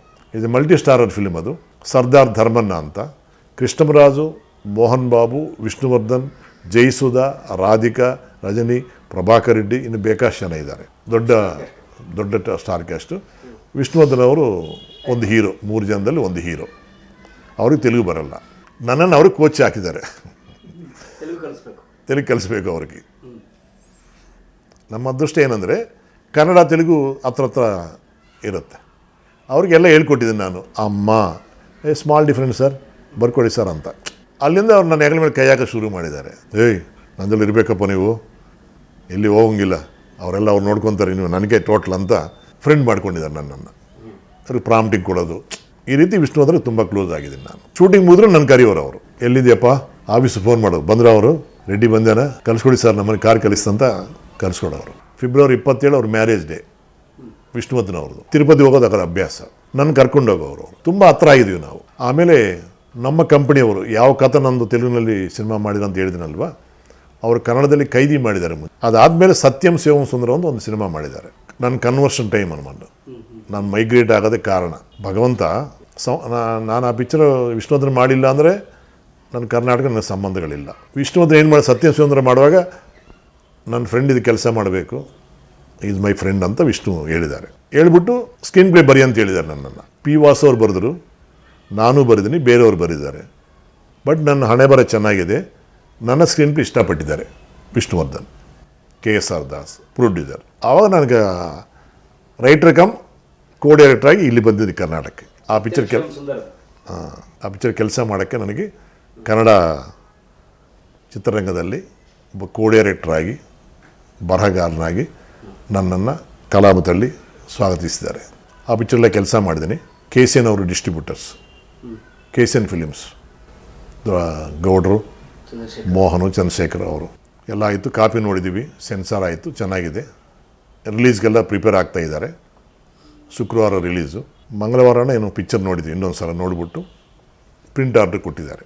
ಬುಧವಾರ ಎಲ್ಲರೂ ದೇ ಗಾನ್ ಟು ಚೆನ್ನೈ. ನನ್ನ ಉಳಿಸಿದ್ದಾರೆ, ಪ್ರೊಡ್ಯೂಸರ್ ಸೈಡ್ನಿಂದ ನನ್ನ ಉಳಿಸ್ಕೊಂಡಿದ್ದಾರೆ ಇವರು. KCN ಕುಮಾರ್ ಆಫೀಸ್ ಬಾಯ್ ಆವಾಗ, N ಕುಮಾರ್ ಇವ ಲೀಡಿಂಗ್ ಡಿಸ್ಟ್ರಿಬ್ಯೂಟರ್ ಆ್ಯಂಡ್ ಪ್ರೊಡ್ಯೂಸರ್. ಆಫೀಸ್ನಲ್ಲಿ ಇನ್ಚಾರ್ಜ್ ಅಂತ ಹೇಳ್ಬೋದು. ಇವಾಗ ಬಾಯ್ ಅಂದರೆ ಸ್ವಲ್ಪ ಅವನಿಗೆ ಬೇಜಾರಾಗಲ್ಲ, ಬಟ್ ನಾವು ಹೇಳಬಾರ್ದು. ನಮಗೆಲ್ಲ ಅವರೇ ನೋಡ್ಕೊಳ್ಳೋದು. ಎಲ್ಲ ಡಿಸ್ಟ್ರಿಬ್ಯೂಟ್ಗೆಲ್ಲ ಪೋಸ್ಟರ್ಸು, ಪ್ರಿಂಟ್ ಯಾರ್ಯಾರಿಗೆ ಹೋಗ್ಬೇಕು, ಕಲಿಸ್ಬೇಕು ಎಲ್ಲ ಅವನೇ ನೋಡ್ಕೊಳ್ಳೋದು. Incharge total. ದೊಡ್ಡವ್ರು ಏನು ಮಾಡ್ತಾರೆ, ಅವರೇ AC ರೂಮ್ಗಳಿಗೆ ಕೂತ್ಕೊತಾರೆ ಅಷ್ಟೇ, ಎಲ್ಲ ಇವನೇ ಕುಮಾರೇ ಮಾಡೋದು. ಬುಧವಾರ ಮಧ್ಯಾಹ್ನ ಲ್ಯಾಬ್ನಿಂದ ಫೋನ್ ಬಂತು, ಗುರುವಾರ ಪ್ರಿಂಟ್ಸ್ ಡೆಲಿವರಿ ಮಾಡಬೇಕು ಸರ್. 5-6 ರೀಲು ನಾನ್ ಸಿಂಕ್ ಇದೆ ಅಂತ. ಉಳಿದ ರೀಲ್ಸೆಲ್ಲ ಪ್ರಿಂಟ್ ಆಯಿತು, 5-6 ನಾನ್ ಸಿಂಕ್ ಇದೆ, 8 ಕರ್ಸ್ಕೊಳ್ಳಿ ಸರ್ ಅಂತ ಹೇಳಿದ್ದಾರೆ. ಇವರೆಲ್ಲ ಅವಾಗ ಮೊಬೈಲ್ ಇಲ್ಲ, ಎಲ್ಲ ಇವಾಗ ಹೋಗ್ತಾ ಇದ್ದಾರೆ, ಜರ್ನಿನಲ್ಲಿದ್ದಾರೆ. ಕಾರ್ಲಿ ಹೋಗೋರು ಜನ, ಫ್ಲೈಟ್ಲಿ ಹೋಗಿದ್ದವರು, ಟ್ರೈನ್ಲಿ ಹೋಗೋರು, ಬಸ್ಲಿ ಹೋಗೋರು ಎಲ್ಲ ಆಯ್ತಲ್ವ, ಎಲ್ಲ ಗಂಟೆಲ್ಲ ಕಟ್ಕೊಂಡು ಹೋಗಿದ್ದಾರೆ ಅವರು. ಗುರುವಾರ ಡೆಲಿವರಿ ಕೊಡಬೇಕು. ಬುಧವಾರ ಸಂಜೆ ಈ ಟೈಮಿಗೆ ಗೊತ್ತಾಯಿತು ನಾನ್ ಸಿಂಕ್ ಅಂತ. ಆವಾಗ KCN ಕುಮಾರ್ ನನ್ನನ್ನು ಒಬ್ಬ ಸ್ಕೂಟಿನಲ್ಲಿ, ಬಜಾಜ್ ಯಾವುದೋ ಸ್ಕೂಟಿ ಇದೆ, ಆ ಸ್ಕೂಟಿನಲ್ಲಿ ಆ ಕಾಡಿಗೆ ಕರ್ಕೊಂಡು, ಯಾವ ಕಾಡು ಥರ ಇರೋದು ಪ್ರಸಾದ್ ಲ್ಯಾಬು, ಕಂಠವಾಗಿ ಈ ಕಡೆ ಇರ್ತದೆ. ಕಂಠವಾಡಲ್ಲಿ ಪ್ರಸಾದ್ ಇಲ್ಲ, ಪ್ರಸಾದ್ ಲ್ಯಾಬೇ ಸಪ್ರೇಟ್ ಇರುತ್ತದೆ. ಆ ಇಂಡಸ್ಟ್ರಿಯಲ್ ಏರಿಯಾ ಇದೆ ಅಲ್ವಾ, ಅಲ್ಲಿರುತ್ತೆ, ಅಲ್ಲೆಲ್ಲ ಡೌನ್ಲಿ ಇರುತ್ತೆ. ಕಾಡು ಥರ ಇರೋದು ಆ ಕಾಲದಲ್ಲಿ. ಔಟ್ಸ್ಕಟ್ಸ್. ಆವಾಗ ಹೋಗಿದ್ದೀವಿ, ನೋಡಿದ್ದೀವಿ, ನಾನು ಸಿಕ್ಕಿತ್ತು. ಏನು ಮಾಡಬೇಕು ಅರ್ಥ ಆಗಲ್ಲ, ಯಾರು ಸಿಗ್ತಾ ಇಲ್ಲ. ಮೊಬೈಲ್ ಇದ್ದರೆ ಸಿಕ್ಕಿರ್ಬೋದು, ಮೊಬೈಲ್ ಇಲ್ಲ. ಎಲ್ಲ ಲ್ಯಾಂಡ್ಲೈನ್ಗೆ ಮೆಸೇಜ್ ಕೊಟ್ಟಿದ್ವಿ, ಇನ್ನೂ ಬಂದಿಲ್ಲ ಅಂತ ಹೇಳಿದ್ದಾರೆ. ಏನು ಮಾಡಬೇಕು ಗೊತ್ತಾಗಲ್ಲ. ಬೆಳಗ್ಗೆ ಪ್ರಿಂಟ್ಸ್ ಡಿಸ್ಟ್ರಿಬ್ಯೂಟರ್ಸ್ ಎಲ್ಲ ಬರ್ತಾರೆ, ಆಲ್ರೆಡಿ ಬಂದಿದ್ದಾರೆ, ಅಲ್ಲೆಲ್ಲ ಹೋಟೆಲ್ನಲ್ಲೆಲ್ಲ ಉಳ್ಕೊಂಡಿದ್ದಾರೆ. ಪ್ರಿಂಟ್ ಡೆಲಿವರಿ ಮಾಡಬೇಕು. ಏನು ಪ್ರಕಾಶ್, ಏನು ಈ ಪರಿಸ್ಥಿತಿ ಅಂತ ಕುಮಾರ್ ನನ್ನ ಕೇಳಿದ್ದಾರೆ. ನಾನೇನು ಮಾಡಲಿ sir, I am not editor, ನಾನು ಎಡಿಟರ್ ಅಲ್ಲ. ತಾನೇ ಎಡಿಟರ್ ಅಂದರೆ ನಮಗೇನು ಗೊತ್ತಾಗತ್ತೆ. ಇಲ್ಲೆಲ್ಲ ಏನೊಂದು ಮಾಡಿ ಅಂದರು ಅಂದ್ಬಿಟ್ಟ. ಸರ್ ಹೆಂಗೆ ಸರ್, ಹೆಂಗೆ ಅದು ಔಟ್ ಆ ರೀಲ್ ತಿರ್ಸೋದು ಹೆಂಗೆ, ನಾವು 2000 ಫೀಟ್ ರೀಲ್ ಅದು ತಿರ್ಸೋದು ಹೆಂಗೆ, ನೆಗೆಟಿವ್ ಏನಾದ್ರು ಆಗ್ಬಿಟ್ಟು ಏನಾಗತ್ತೆ, ಪ್ರಾಣಕ್ಕೆ ಬರುತ್ತೆ. ಇಲ್ಲ ಯೋಚನೆ ಮಾಡಂತ ಹೇಳಿದ್ರೆ ನನಗೇನೋ ಡೌಟ್ ಬಂತು. 5th ರೀಲಿಂದ 6th ರೀಲ್ ಮಾಡುವಾಗ ಗಟ್ಟಿ ಮೇಲೆ ಏನೋ ಓವರ್ಲ್ಯಾಪ್ ಆಯಿತು ಅಂತ ಪ್ರೊಡ್ಯೂಸರು ಎಡಿಟ್ರು ಏನೋ ಡಿಸ್ಕಸ್ ಮಾಡಿದ್ರು ಡೈರೆಕ್ಟ್. ಅಂದರೆ ಅಲ್ಲಿ ಏನೋ ಮಿಸ್ಟೇಕ್ ಆಗಿರ್ಬೋದು ಅಂತ ಆವಾಗ ನನಗೆ ಫ್ಲ್ಯಾಶ್ ಬ್ಯಾಕು ಇದಾಯಿತು. ಆವಾಗ ರೀಲ್ ಹಾಕ್ಕೊಂಡು ಬಟ್ಟೆಲ್ಲ ಸುತ್ತಕೊಂಡು ನಿಧಾನವಾಗಿ ಸುತ್ತಿ ಯೋಚನೆ ಮಾಡಿದ್ದೀನಿ. ಅಲ್ಲೇನಾದರೂ 2 ಜಾಯಿಂಟ್ ಇದ್ದರೆ ನಾನು ಏನು ಮಾಡೋಕ್ಕಾಗಲ್ಲ. Editor should come, he want to do the job. Single joint ಇದ್ದರೆ ಮಿಸ್ಟೇಕ್ ನಡೆದಿರ್ಬೋದು ಅಂತ ಒಂದು ಕ್ಯಾಲ್ಕುಲೇಷನ್ ಅಷ್ಟೇ. It is not technically I am not editor, I am only director ಅಷ್ಟೇ. ನೋಡಿದ್ರೆ ಒಂದೇ ಜಾಯಿಂಟ್ ಇದೆ. ಅಲ್ಲಿಂದ ಎಂಡು ಸುತ್ತುವಾಗ ಡಿಫ್ರೆನ್ಸ್ ಆಫ್ ಫುಟೇಜ್ ಕಾಣಿಸ್ತದೆ ಅನ್ಬಿಟ್ಟು. ಏನು ಡಿಫ್ರೆನ್ಸ್ ಫುಟೇಜ್ ಇದೆಯೋ ಅಷ್ಟು ಕಟ್ ಮಾಡಿ ಈ ಜಾಯಿಂಟ್ ಓಪನ್ ಮಾಡಿ ಆ ಮಧ್ಯದಲ್ಲಿ SST ಹಾಕಿದ್ದೀನಿ ನಾನು. ಈ ಗಟ್ಟಿ ಮೇಲೆ ಓವರ್ಲ್ಯಾಪ್ ಆಯ್ತಲ್ವಾ, ಅದು ಕಟ್ ಮಾಡಿದರೆ ಆ ಮಧ್ಯದಲ್ಲಿ ಅದು ತಿರ್ಸಿ ಹಾಕಬೇಕದು ಆ ಲೆಂತ್ಗೆ. ಆ ಬಿಟ್ಟು ಹಾಕಲಿಲ್ಲ. It is my general calculation, general knowledge ಉಪಯೋಗಿಸಿದೆ ನಾನು, ಕಾಮನ್ ಸೆನ್ಸ್ ಉಪಯೋಗಿಸಿದೆ ನಾನು. ಪ್ರಿಂಟ್ ಆರ್ಡ್ರ್ ಕೊಟ್ಟಿದ್ದೀವಿ. ಆಮೇಲೆ ಯಶವಂತಪುರ ಎಲ್ಲ ಕರ್ಕೊಂಡು ಹೋಗಿದ್ದಾನೆ KCN ಕುಮಾರ್. ಕರ್ಕೊಂಡೋಗಿ ಚಪಾತಿಯನ್ನು ಕೊಡಿಸ್ಬಿಟ್ಟು ತಿನ್ಕೊಂಡೋಗಿ ಲ್ಯಾಬ್ನಲ್ಲಿ ಮಲಗಿದ್ದೀವಿ ನಾವು. ನೈಟ್ 1:15 ಗಂಟೆಗೆ ಎಬ್ಸಿದ್ದಾರೆ. ಎದ್ದೇಳ್ರಿ ರೀಲ್ ನೋಡಿ, ಸಿಂಕ್ ಕರೆಕ್ಟಾಗಿ ಇದೆಯಲ್ಲ ಅಂತ ಹೇಳಿದ್ರೆ ಸಿಂಕ್ ಕರೆಕ್ಟಾಗಿದೆ. ಅಲ್ಲಿಂದ KCNಗೆ ಫೋನು, ಡಿಸ್ಟ್ರಿಬ್ಯೂಟ್ಗೆಲ್ಲ ಫೋನು, ನಾಳೆ ಬೆಳಗ್ಗೆ ಪ್ರಿಂಟ್ ಕನ್ಫರ್ಮ್ ಡೆಲಿವರಿ ಅಂತ ಹೇಳಿದ್ದಾರೆ ಅನ್ಬಿಟ್ಟು. ಇದನ್ನು KCN ಚಂದ್ರು, ಮೋಹನು, ದೊಡ್ಡ ಗೌಡ್ರು ಎಲ್ಲ ಇಷ್ಟಪಟ್ಟಿದ್ದಾರೆ. ಒಳ್ಳೆ ಹುಡುಗ ಇವನು, ಕೆಲಸ ಮಾಡ್ತಾನೆ. ಅದೇ ಮಾಡಿ ಆಯ್ತಲ್ವ, ಏನೋ ಒಂದು ಮಾಡಿದ್ದೀನಲ್ವಾ. ಇಲ್ಲಾಂದ್ರೆ ರಿಲೀಸು ಪ್ರಾಬ್ಲಮ್ ಆಗಿರೋದಲ್ವ. ಆ ಏಟ್ರು ಪುನಃ ಫ್ಲೈಟ್ಲು ಬರಬೇಕು, ಆ ಟೈಮ್ಗೆ ರೀಚ್ ಆಗಬೇಕು. ಗುರುವಾರ ಅಂತೂ ಪ್ರಿಂಟ್ ಕೊಡೋಕ್ಕಾಗಲ್ಲ, ಒಂದಿನ ಕಷ್ಟ ಆಗತ್ತೆ ನಮಗೆ. ವಿಷ್ಣುವರ್ಧನ್ ಎಲ್ಲರೂ ಇದೆಲ್ಲ ತುಂಬ ಇಷ್ಟಪಟ್ಟಿದ್ದಾರೆ. ಆವಾಗ ಆ ಪ್ರೊಡ್ಯೂಸರ್ ಕೇಳಿದ್ದಾರೆ ಚಂದ್ರು ಅವರೆಲ್ಲ, ಈ ಹುಡುಗ ಇಟ್ಕೊಳ್ಳಿ ಸರ್, ತುಂಬ ಒಳ್ಳೆ ಹುಡುಗ, ಇವ್ರಿಗೆ ನೀವು ಪಿಕ್ಚರ್ ಕೊಟ್ಟರೆ ನಾವು ಡಿಸ್ಟ್ರಿಬ್ಯೂಷನ್ ಮಾಡ್ತೇವೆ ಅಂತ ಹೇಳಿದ್ದಾರೆ ಅವರು. ಕಾಮನ್ ಆಗಿ ಹೇಳೋ ಪಾಯಿಂಟ್ ಅದು.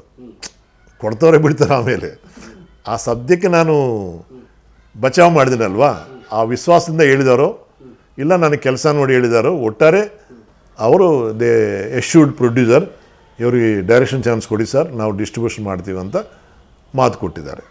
ಅಲ್ಲಿಗೆ ಆ ಪಿಕ್ಚರ್ ರಿಲೀಸ್ ಆಯಿತು, ಆರಾಮಾಗಿ ಅದೇ ಆಯಿತು.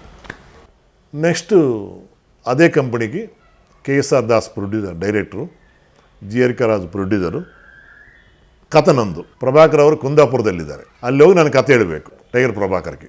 ದಾಸ್ ಅವರು ಹೇಳಿದ್ದಾರೆ ಹೋಗಿ ಬೆಂಗಳೂರಿನಲ್ಲಿ ಒಬ್ಬ ಪಾರ್ಟ್ನರ್ ಇದ್ದಾರೆ, ಪ್ರೊಡ್ಯೂಸರ್ ಪಾರ್ಟ್ನರು, ಅವ್ರು ನಿಮ್ಮನ್ನು ಕುಂದಾಪುರ ಕರ್ಕೊಂಡು ಹೋಗ್ತಾರೆ, ಕತೆ ಹೇಳ್ಬಿಟ್ಟು ಎಲ್ಲ ಓಕೆ ಮಾಡ್ಕೊಂಡು ಬನ್ನಿ ಸಾಯಿ ಅಂತ ದಾಸ್ ಅವ್ರು ಹೇಳಿದ್ದಾರೆ. ದಾಸ್ ಅವ್ರು ಹೇಳ್ಬಿಟ್ಟು ಹೋಗಿದ್ದಾರೆ, ಪ್ರೊಡ್ಯೂಸರ್ ಕರೆದ್ರು. KCN ಅವರು ನಿಮಗೆ ಡಿಸ್ಟ್ರಿಬ್ಯೂಷನ್ ಎಲ್ಲ ಮಾಡ್ತಂತ ಹೇಳಿದ್ದಾರೆ, ಈ ಕತೆ ಹೇಳಿದ ಮೇಲೆ ನೀವೊಂದು ಕತೆ ಹೇಳ್ಕೊಳ್ಳಿ. ಸರ್ ಚೆನ್ನಾಗಿರಲ್ಲ ಸರ್, ನಾನು ಹೋಗ್ತಾ ಇರೋದು ಗುರುಗಳ ಕೆಲಸ ಮೇಲೆ, ಅದಾದಮೇಲೆ ಹೇಳ್ರಿ, ಅದಾದಮೇಲೆ ಹೇಳಿ ನಾನು ಪ್ರೊಡ್ಯೂಸ್ ಮಾಡ್ತೀನಿ ಅಂತ ಅವರು ಪ್ರೊಡ್ಯೂಸರ್ ಹೇಳ್ತಾ ಇರೋದು. ಅವರೇ ನನ್ನ ಕಥೆನ ಆಲ್ರೆಡಿ ಇನ್ನೊಂದು ಪಿಕ್ಚರ್ ಮಾಡಿದಾರಲ್ವ ಅರ್ಜುನ್ ಸರ್ಜನ್ ಇಟ್ಕೊಂಡು, ಆ ಕಾನ್ಫಿಡೆನ್ಸ್ ಅಂತ ಅವ್ರು ಹೇಳಿದ್ದಾರೆ. ಚೆನ್ನಾಗಿರುತ್ತಿಲ್ವ ಅಂತ ನಾನು ಏನೋ ಮನಸ್ಸಲ್ಲಿ ಅಂದ್ಕೊಂಡಿದ್ದೀನಿ. ಇಲ್ಲಿ ಬಂದಿದ್ದೀನಿ, ಅವ್ರ ಪಾರ್ಟ್ನರ್ ರಿಸೀವ್ ಮಾಡ್ಕೊಂಡಿದ್ದಾರೆ, ಸಂಜೆ ತಿಂಡಿ ಗಿಂಡಿ ಕೊಡಿಸಿದ್ದಾರೆ. 8:15 ಬಸ್ ಹತ್ತಿದ್ವಿ, ಕುಂದಾಪುರ ಬಸ್ಸು. ಅಲ್ಲಿ ಇಳಿದ್ವಿ ಕುಂದಾಪುರದಲ್ಲಿ. ಅಲ್ಲಿ ಹೋದರೆ ಎಲ್ಲ ನಮ್ಮೆಲ್ಲ ಕೆಲಸ ಮಾಡಿದವ್ರೆ. ಆವಾಗ ತೆಲುಗು, ಕನ್ನಡ, ಮಲಯಾಳಂ ಇವನ್ನೆಲ್ಲ ಒಂದೇ ಯೂನಿಟ್ ಇರುತ್ತೆ. ಕುಂದಾಪುರ ಪ್ರಯಾಣ ಅವಾಗ ಇಳಿದಿದ್ವಿ ನಾವು, ಎಲ್ಲ ಗೊತ್ತಿರೋರೆ, ಮೇಕಪ್ಪನ್ನು, ಕ್ಯಾಮರಾ ಸ್ಟ್ಯಾಂಡು, ಯೂನಿಟ್ ಅವರೆಲ್ಲ ಗೊತ್ತಿರೋರೆ. ನಾವೊಂದು ರೂಮ್ ತೊಗೊಂಡಿದ್ವಿ, ಸ್ನಾನಗಿನ ಮಾಡಿಕೊಂಡು ಒಂದು ಕಾರ್ ಮಾಡ್ಕೊಂಡು ಲೊಕೇಶನ್ಗೆ ಹೋಗಿದ್ವಿ. ಪ್ರಭಾಕರ್ ಸಾಯಿ ಕಾಮ್ ಅಂತ ಗೊತ್ತಿತ್ತು. ತೆಲುಗು ಪಿಕ್ಚರ್ಸ್ ಮಾಡಿದಾರಲ್ವ, ತೆಲುಗಿನಲ್ಲಿ ತುಂಬ ಮಾಡಿದ್ದಾರೆ. He was A villain in Telugu. Tiger Prabhakar ಅಂದರೆ ವಿಲನ್ ನಮಗೆ ತೆಲುಗಿನಲ್ಲಿ, ನಾಟ್ ಹೀರೋ. ಕನ್ನಡದಲ್ಲಿ ಮಾತ್ರ ಹೀರೋ ಅವರು. ಯು ಕ್ಯಾನ್ ಸಿ ಒಂದು 30-40 ಪಿಕ್ಚರ್ ನೋಡಿರ್ಬೋದು. ಟೈಗರ್ ಪ್ರಭಾಕರ್ ಕ್ರೂಡ್ ವಿಲನ್ನು, ಭಯಂಕರ ವಿಲನ್ನು. ಕನ್ನಡ ಪ್ರಭಾಕರ್ ಅಂತಾರೆ ಅವನ್ನ, ಅಲ್ಲಿ ದೊಡ್ಡ ವಿಲನ್ ಅವನು. ರಿಸೀವ್ ಮಾಡ್ಕೊಂಡಿದ್ದಾರೆ. ರಜಾ 3:30 ಎಲ್ಲ ಪ್ಯಾಕಪ್ ಆಗತ್ತೆ, ನಾನು ಬಂದ್ಬಿಡ್ತೀನಿ, ಹೋಟ್ಲಲ್ಲಿ ಫ್ರೆಶ್ ಆಗಿರಿ, ನಾನು ಬಂದುಬಿಡ್ತೀನಿ ಕತೆ ಕೇಳ ಅಂತ ಹೇಳಿದ್ದಾರೆ. ಕರೆಕ್ಟಾಗಿ 3:30 ಪ್ಯಾಕಪ್ ಆಯಿತು. 4:15 ನೈಟ್ ಪುನಃ ನಾವು ವಾಪಸ್ ಬರಬೇಕಂತ ಪ್ಲ್ಯಾನ್ ಮಾಡ್ಕೊಂಡಿದ್ವಿ. ಅಲ್ಲಿರೋ ಪ್ರೋಗ್ರಾಮ್ ಇಲ್ಲ. ಅವ್ರು ಸ್ನಾನಗೇನ ಮಾಡಿಬಿಟ್ಟು ಕರಿ ಅಂದರು, ಹೋಗಿದ್ದೀನಿ. ಅದ್ರಲ್ಲಿ ಇನ್ನೊಬ್ಬರು ಯಾರೋ ಇದ್ದಾರೆ, ಪರಿಚಯ ಇಲ್ಲ ಅವ್ರು ನನಗೆ. ಪ್ರಭಾಕರ್ ಮಾತ್ರ ಪರಿಚಯ ನಮಗೆ. ಯೂನಿಟ್ನಲ್ಲಿ ತುಂಬ ಜನ ಪರಿಚಯ ಇದ್ದಾರೆ. ಕತೆ ಹೇಳಿದ್ದೀನಿ ನಾನು. ಭಾಳ ಚೆನ್ನಾಗಿದೆ, ನೈಸ್. ದಾಸ್ ಅವ್ರು ಕೇಳಿ ಓಕೆ ಸ್ವಲ್ಪ ಬರ್ಕೊಳ್ಳೋ ಅಂತ ಅವ್ರಿಗೆಲ್ಲ ಅಸ್ಟೆಂಟ್ಗೇನೆ ಹೇಳ್ತಾ ಇದ್ದಾರೆ ನಮ್ಮನ್ನು. ಬರ್ಕೊ ಆಗಸ್ಟು 10 days ಹೇಳ್ತಾ ಇದ್ದಾರೆ ನಮ್ಮನ್ನು. ಸರಿ ಸರ್, ನೀವು ಪ್ರೊಡ್ಯೂರಿಗೆ ಹೇಳಿ ಡೇಟ್ಸ್ ಎಲ್ಲ, ಕತೆ ಓಕೆ ಅಲ್ವಾ ನಿಮ್ಗೆ ಅಂತ ನೋಡೆ. ಸೂಪರ್ ಹಂಗಿಂಗ್ ಅಂತ ಹೇಳಿದೆ ನೋಡೆ. ಓಕೆ ರಜಾ ಅಂದ್ರೆ ಅಂದರೆ ಹೋಗಂತ ಅದಷ್ಟು ಮುಗೀತಲ್ಲ ಕೆಲಸ, ಅವ್ರಿಗೆ ಟೈಮ್ ಆಯ್ತಲ್ವಾ. ಅಂದಷ್ಟು ಸಾರ್ ಒಂದು ಪರ್ಸನಲ್ ರಿಕ್ವೆಸ್ಟ್ ಸರ್ ಅಂದ್ಬಿಟ್ಟು, ಹೇಳಿ ರಾಜಾ. ಪ್ರೊಡ್ಯೂಸರ್ ಹೇಳಿದ್ದಾರೆ, ನೀವೊಂದು ಕತೆ ಹೇಳ್ಕೊಳ್ಳಿ, ಆ ಕತೆ ಅನ್ನೋದು ಅವ್ರಿಗೆ ಇಷ್ಟ ಆದರೆ ಸಿನಿಮಾ ಪ್ರೊಡ್ಯೂಸ್ ಮಾಡ್ತಾ ಅಂತ ಹೇಳಿದ್ದಾರೆ. ನನಗೊಂದು ಅವಕಾಶ ಸಿಕ್ಕತ್ತೆ ಸರ್, ಕತೆ ಕೇಳ್ತೀರಾ ಸರ್ ಅಂತಂಡೆ. ಯಾಕೆ ರಾಜಾ, ಹೇಳೋ ಚೇಪಂಡಿ ನೀವು ಎಂಕರೇಜ್ ಮಾಡಿದ್ದಾರೆ ನಮ್ಮನ್ನು. ಕತೆ ಹೇಳಿದ್ದೀನಿ ನಾನು. ಸೈಡ್ ಇದ್ದಾರಲ್ಲ ಅವ್ನು ಅಳ್ತಾ ಇದ್ದಾನೆ ಕತೆ ಮುಗಿಯೋಷ್ಟಲ್ಲಿಗೆ. ಅಸ್ಟೆಂಟು ಅಜ್ಜಾ ಏನೋ ಹೇಳ್ತಾ ಇದ್ದಾರೆ ಅವರು, ಅವನು ಅಳ್ತಾ ಇದ್ದಾನೆ. ರಾಜ ಅಸ್ಟೆಂಟ್ ಹೇಳ್ತಾ ಇದ್ದಾನೆ, ಈ ಆ್ಯಕ್ಷನ್ ಪಿಕ್ಚರ್ ಮಾಡಿ ಒಂಥರ ಬೋರ್ ಆಗೋಯ್ತು, ಈ ಸೆಂಟಿಮೆಂಟ್ ಪಿಕ್ಚರ್ ಒಂದು ಮಾಡಿ ರಾಜ ಚೆನ್ನಾಗಿರುತ್ತೆ ಅಂತ. ಅವ್ರು ಕೊನೆಗಾಲ ನಾಗಭೂಷಣ. ಆಮೇಲೆ ಗೊತ್ತಾಯ್ತು ಅವ್ರು ಕೊನೆಗಾಲ ನಾಗಭೂಷಣ ಅಂತ. ಆಮೇಲೆ ನಾನು ಯಾರೋ ಅವ್ರಿಗೆ ಗೊತ್ತಿಲ್ಲ, ಅವರೇ ನನಗೆ ಗೊತ್ತಿಲ್ಲ. ಅವರು ಆಮೇಲೆ ಗೊತ್ತಾಯ್ತು ಕೊನೆಗಾಲ ನಾಗಭೂಷಣ ಅಂತ. ఈ ఎంకరేజ్మెంట్ ఇలా ఆర్ట్ చాలా బాగుంది ప్రభా, ಒಂದು ಮಾಡಿ ಇಂಥದ್ದೊಂದು ಮಾಡಿ ಅಂತ ಅವನು ಏನೋ ಹೇಳ್ಕೊಂಡು ಓಕೆ ಅಂತ ಹೇಳ್ಕೊಂಡಿದ್ದಾರೆ. ಫಸ್ಟ್ ಲಿಸ್ಟಲ್ಲಿ ನಾನು ಪಾಸ್ ಆಗಿದ್ದೀನಿ. ನಾನು ಫಸ್ಟ್ ರೌಂಡೇ ಪಾಸು. ಆಮೇಲೆ ವಾಪಸ್ ಬಂದಿದ್ದೀವಿ. ಪ್ರೊಡ್ಯೂಸರಿಗೆ ಹೇಳಿದ್ದೀನಿ, ಸರ್ ಅವರು ತುಂಬ ಇಷ್ಟಪಟ್ಟಿದ್ದಾರೆ ಅಂತ ಹೇಳಿದೆ. ಓಕೆ, ನೋ ಪ್ರಾಬ್ಲಮ್, ನಾವು ಪಿಕ್ಚರ್ ಮಾಡೋಣ ಅಂದ್ಕೊಂಡಿದ್ವಿ. ದಾಸ್ ಅವ್ರ ಪಿಕ್ಚರು ಫೈನಲೈಸ್ ಆಗಲಿಲ್ಲ, ಏನೋ ಪ್ರಾಬ್ಲಮ್ ಆಯಿತು. ದಾಸ್ ಅವ್ರ ಡೇಟ್ ಸಿಕ್ಕಲಿಲ್ಲ. ಆ ಪಿಕ್ಚರ್ ಪೋಸ್ಟ್ ಪೋನ್ ಆಯಿತು. ಪ್ರೊಡ್ಯೂಸರ್ ನನ್ನ ಪಿಕ್ಚರ್ ಟೇಕ್ ಆಫ್ ಮಾಡಿದ್ದಾರೆ. ಮುತ್ತಿನಂಥ ಮನುಷ್ಯ, ಟೈಗರ್ ಪ್ರಭಾಕರ್, ಭಾರತಿ ವಿಷ್ಣುವರ್ಧನ್, ವಜ್ರಮುನಿ, ಮುಖ್ಯಮಂತ್ರಿ ಚಂದ್ರು, ರಾಮಕೃಷ್ಣ, ಶಿವಕುಮಾರು, ತುಂಬ ಜನ ಇದ್ದಾರೆ. ಅದು ನನ್ನ ಫಸ್ಟ್ ಲಾಂಚ್ ಆಗಿದ್ದು ಪಿಕ್ಚರು. ಯಾವಾಗಿದು ಅನೌನ್ಸ್ ಮಾಡಿದಾರೋ ಅಜಂತ್ ಅವ್ರು ಬಂದು ಕೂತ್ಕೊಂಡಿದ್ದಾರೆ, ನಮ್ಮ ಪಿಕ್ಚರ್ ಫಸ್ಟ್ ಮಾಡಬೇಕು. ಅಜಂತ್ ಅವ್ರು ನಮ್ಮ ತುಂಬ ಕ್ಲೋಸ್ ಫ್ರೆಂಡ್ಸ್ ಮಡ್ರಾಸ್ನಲ್ಲಿ, ದೊಡ್ಡವರು ಚಿಕ್ಕವರು. ನಮ್ಮ ಪಿಕ್ಚರ್ ಫಸ್ಟ್ ರಿಲೀಸ್ ಆಗಬೇಕು ಅಂಥೇಳಿ ಅವರು ನನ್ನ ಕತೆ ಒಂದು ಓಕೆ ಮಾಡಿ ಸಾಹಸವೀರ ಸ್ಟಾರ್ಟ್ ಮಾಡಿಸಿದ್ದಾರೆ. 2 ಪ್ಯಾರಲಲ್ ಶೂಟಿಂಗ್ ಮಾಡಿದ್ದೀನಿ. ಅದೇ ನನ್ನ ಅದೃಷ್ಟ ಅಂತ. ಯಾವ ಡೈರೆಕ್ಟ್ರಿಗೂ ಗಲಾಟೆ ಮಾಡಿ ಸ್ಟಾರ್ಟ್ ಮಾಡಿದ್ರು ಅಜಂತ ಅವರು. ನಾವು ನಿಮ್ಮ ಮಾತು ಕೊಟ್ಟಿದ್ದೀವಿ, ತೆಲುಗಂದ್ರೆ ನಾವು ಬರಲ್ಲ, ಕನ್ನಡ ಫೀಲ್ಡಿಗೆ ಬಂದಿದೆಯಾ, ನಮ್ಮ ಬ್ಯಾನರ್ನಿಂದ ನೀವು ಫಸ್ಟ್ ಪಿಕ್ಚರ್ ರಿಲೀಸ್ ಆಗಬೇಕು ಅಂತ ಅಂತ ಇರೋದು. ಅವ್ರು ಕ್ಯಾಜುವಲ್ ಹೇಳೋರು. ಈಗ ನಾವು ಸಿಕ್ಕುವಾಗ ನೆಕ್ಸ್ಟ್ ನಿಮ್ಗೆ ಕ್ಯಾಮೆರಾ ಮಾಡ್ತೀನಿ ಅಂತ ಹೇಳ್ತೀವಲ್ಲ ನಾವು, ಆ ಥರ ಅವ್ರು ಹೇಳ್ತಾ ಇದ್ದಾರೆ ನನಗೆ. ಅದು ಎಷ್ಟು ನಿಧಾನ ಸುಳ್ಳು ನಮಗೆ ಗೊತ್ತಾಗಲ್ಲ, ಬಟ್ ಅವ್ರು ನಿಜ ಮಾಡಿದ್ದಾರೆ ಅವರು ಹೇಳಿದ ಮಾತು.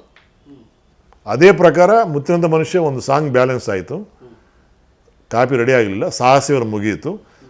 ಫಸ್ಟ್ ಪಿಕ್ಚರ್ ಸಾಹಸವರ ರಿಲೀಸ್ ಆಯಿತು, ವಿನೋದ ಅಲ್ವಾ ಗೌತಮಿ. ಆಮೇಲೆ ಮುತ್ತಿನಂಥ ಮನುಷ್ಯ ರಿಲೀಸ್ ಆಗಿದ್ದು. ಅಲ್ಲಿಂದ ಶುರು ಆಯಿತು. ಯಾವ ವರ್ಷ? ಇದು 88ನಲ್ಲಿ ಶ್ರೀನಿವಾಸ್ ಮೂರ್ತಿ, ಜಯದೇಶ್ ಎಲ್ಲ ಕೆಲಸ ಮಾಡಿದ್ರು ನಮ್ಮ ಜೊತೆಯಲ್ಲಿ. ಅವರು ತಾಯಿಗೊಬ್ಬ ತರಲೆ ಮಗ, ಸಾಯಿ ಪ್ರಕಾಶ್ ಡೈರೆಕ್ಷನ್ ಅಂತ ಅನೌನ್ಸ್ ಮಾಡಿದ್ದಾರೆ. ಸೆಟ್ನಲ್ಲೇ ಓಕೆ ಆಯಿತು. ಅದು ತರಲೆ ಮಗ ಮಾತಾಡ್ತಾಗ ಮನ್ಮಧರಾಜ ಸೆಟ್ಲಾಯಿತು. ಈ ಗಲಾಟೆಯಲ್ಲಿ ವಿಷ್ಣುವರ್ಧನ್ ನಾನು ಮರ್ತೋಗಿದ್ದೀನಿ. ಕರ್ಕೊಂಡು ಬಂದಿದ್ದು ಅವರೆಲ್ಲವ ಸಪೋರ್ಟ್ ಮಾಡಿದ್ದು. ಅವರು ಪಿಕ್ಚರ್ ಮಾಡೋಕ್ಕಾಗಲಿಲ್ಲ. ಇವಾಗ ಏನು ನಡೀತು ನಮ್ಮಿಬ್ಬರ ಮಧ್ಯದಲ್ಲಿ ಅದಂತ ಹೇಳ್ಕೋಬಾರ್ದು, ಯಾಕಂದರೆ ಅವ್ರು ಸ್ವರ್ಗಸ್ಥ ಆಗಿದ್ದಾರೆ. ನಾನು ಅವ್ರ ಪಿಕ್ಚರ್ ಮಾಡಲಿಲ್ಲ ಅಂತ ಬೇಜಾರಾಯಿತು ಅವ್ರಿಗೆ. ಬೇರೆ ಪಿಕ್ಚರ್ಸ್ ಎಲ್ಲ ಮಾಡ್ತಾಯಿದ್ದೀನಿ, ನನ್ನ ಪಿಕ್ಚರ್ ಮಾಡಲಿಲ್ಲ ಅನ್ನೋದು ವಿಷ್ಣುವರ್ಧನ್ ಅವ್ರಿಗೆ ಬೇಜಾರಾಯಿತು. ಅದನ್ನು ನಾವು ಹೇಳ್ಕೋಬಾರ್ದು, ಯಾಕಂದರೆ ಅವರು ಪರಲೋಕದಲ್ಲಿದ್ದಾರೆ, ದೇವರ ಸಮಾನ. ನಂದು ತಪ್ಪಿದೆ, ನಾನು ಬೇರೆ ಪಿಕ್ಚರ್ಸಲ್ಲಿ ಒಪ್ಕೊಂಡು ಮಾಡಿದ್ದೀನಿ. ಅವ್ರ ಕಡೆ ಗಮನ ಕೊಡಲಿಲ್ಲ. ಯಾರು ಕೈ ನೀಡಿದಾರೋ ಅವ್ರಿಗೆ ನಾನು ಕೆಲಸ ಮಾಡಲಿಲ್ಲ. ಹಂಗೆ ಸ್ಟಾರ್ಟ್ ಆಗಿದೆ ನನ್ನ ಜೀವನ. ಒಂದೇ ದಿನ 2 ಪಿಕ್ಚರ್ 3 ಪಿಕ್ಚರ್ ಶೂಟಿಂಗ್ ಮಾಡೋ ಪರಿಸ್ಥಿತಿ. ತಾಯಿಗೊಬ್ಬ ತರಲೆ ಮಗ ಇದು ಮೈ ಫಸ್ಟ್ ಸಕ್ಸಸ್ಫುಲ್ ಫಿಲಿಮ್. ಆ ಕಾಲದ ಸಂತೋಷ್ ಥಿಯೇಟ್ರ್ನಲ್ಲಿ 10 ವೀಕ್ಸ್ ಹೋಯಿತು. ಸಂತೋಷ್ ಥಿಯೇಟರ್ನಲ್ಲಿ ಪ್ರೊಡ್ಯೂಸರ್ಸ್ ಒಬ್ಬೊಬ್ಬರು ಇಷ್ಟಿಷ್ಟು ದುಡ್ಡು ಸಂಪಾದನೆ ಮಾಡಿದ್ದಾರೆ. KCNವರೆಗೂ ದುಡ್ಡು ಸಂಪಾದನೆ ಮಾಡಿದ್ದಾರೆ.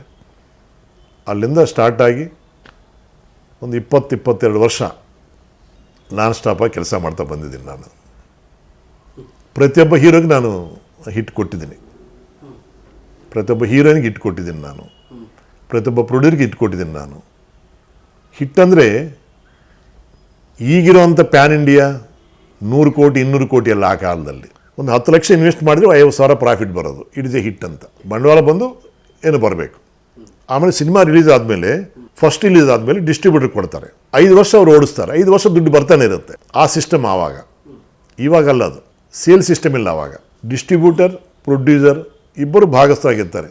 ಡಿಸ್ಟ್ರಿಬ್ಯೂಟರ್ ದುಡ್ಡು ಬಂದ ತಕ್ಷಣ ಪ್ರೊಡ್ಯೂಸರ್ ಶೇರು ಕೊಡ್ತಾ ಇರ್ತಾನೆ. 5 ವರ್ಷ ಆಗತ್ತೆ, 10 ವರ್ಷ ಪುನಃ ಮಾರ್ತಾರೆ, 5 ವರ್ಷಕ್ಕೆ ಪುನಃ 5 ವರ್ಷ ಮಾರ್ತಾರೆ. ಈ ಥರ 25 ವರ್ಷ ಆ ಕಾಲದಲ್ಲಿ ಸಿನಿಮಾ ಓಡೋದು. ಹೌದು, ಏನಿಲ್ಲ ಅಂದರೆ ಈ ಪಿಕ್ಚರ್ ಆಗ್ತಾ ಇರ್ತಾರೆ. ಈ ಥರ ಫಸ್ಟ್ ರಿಲೀಸ್ ಸಿನಿಮಾ ಎಂಡ್ ಆಗಲ್ಲ ಆ ಕಾಲದಲ್ಲಿ. ಈಗ ಬೆಂಗಳೂರಲ್ಲಿ ಸ್ಟಾರ್ಟ್ ಆಗಿದೆ ಸಿನಿಮಾ, A ಸೆಂಟರ್ಸ್ ಆಗಿ B ಸೆಂಟರ್ಸ್ ಆಗಿ C ಸೆಂಟರ್ಸ್ಗೆ ಹೋಗಿ ಟೆಂಟ್ಗೆ ಹೋಗೋದಕ್ಕೆ 2 ವರ್ಷ ಆಗುತ್ತೆ, 2-3 ವರ್ಷ ಆಗುತ್ತೆ.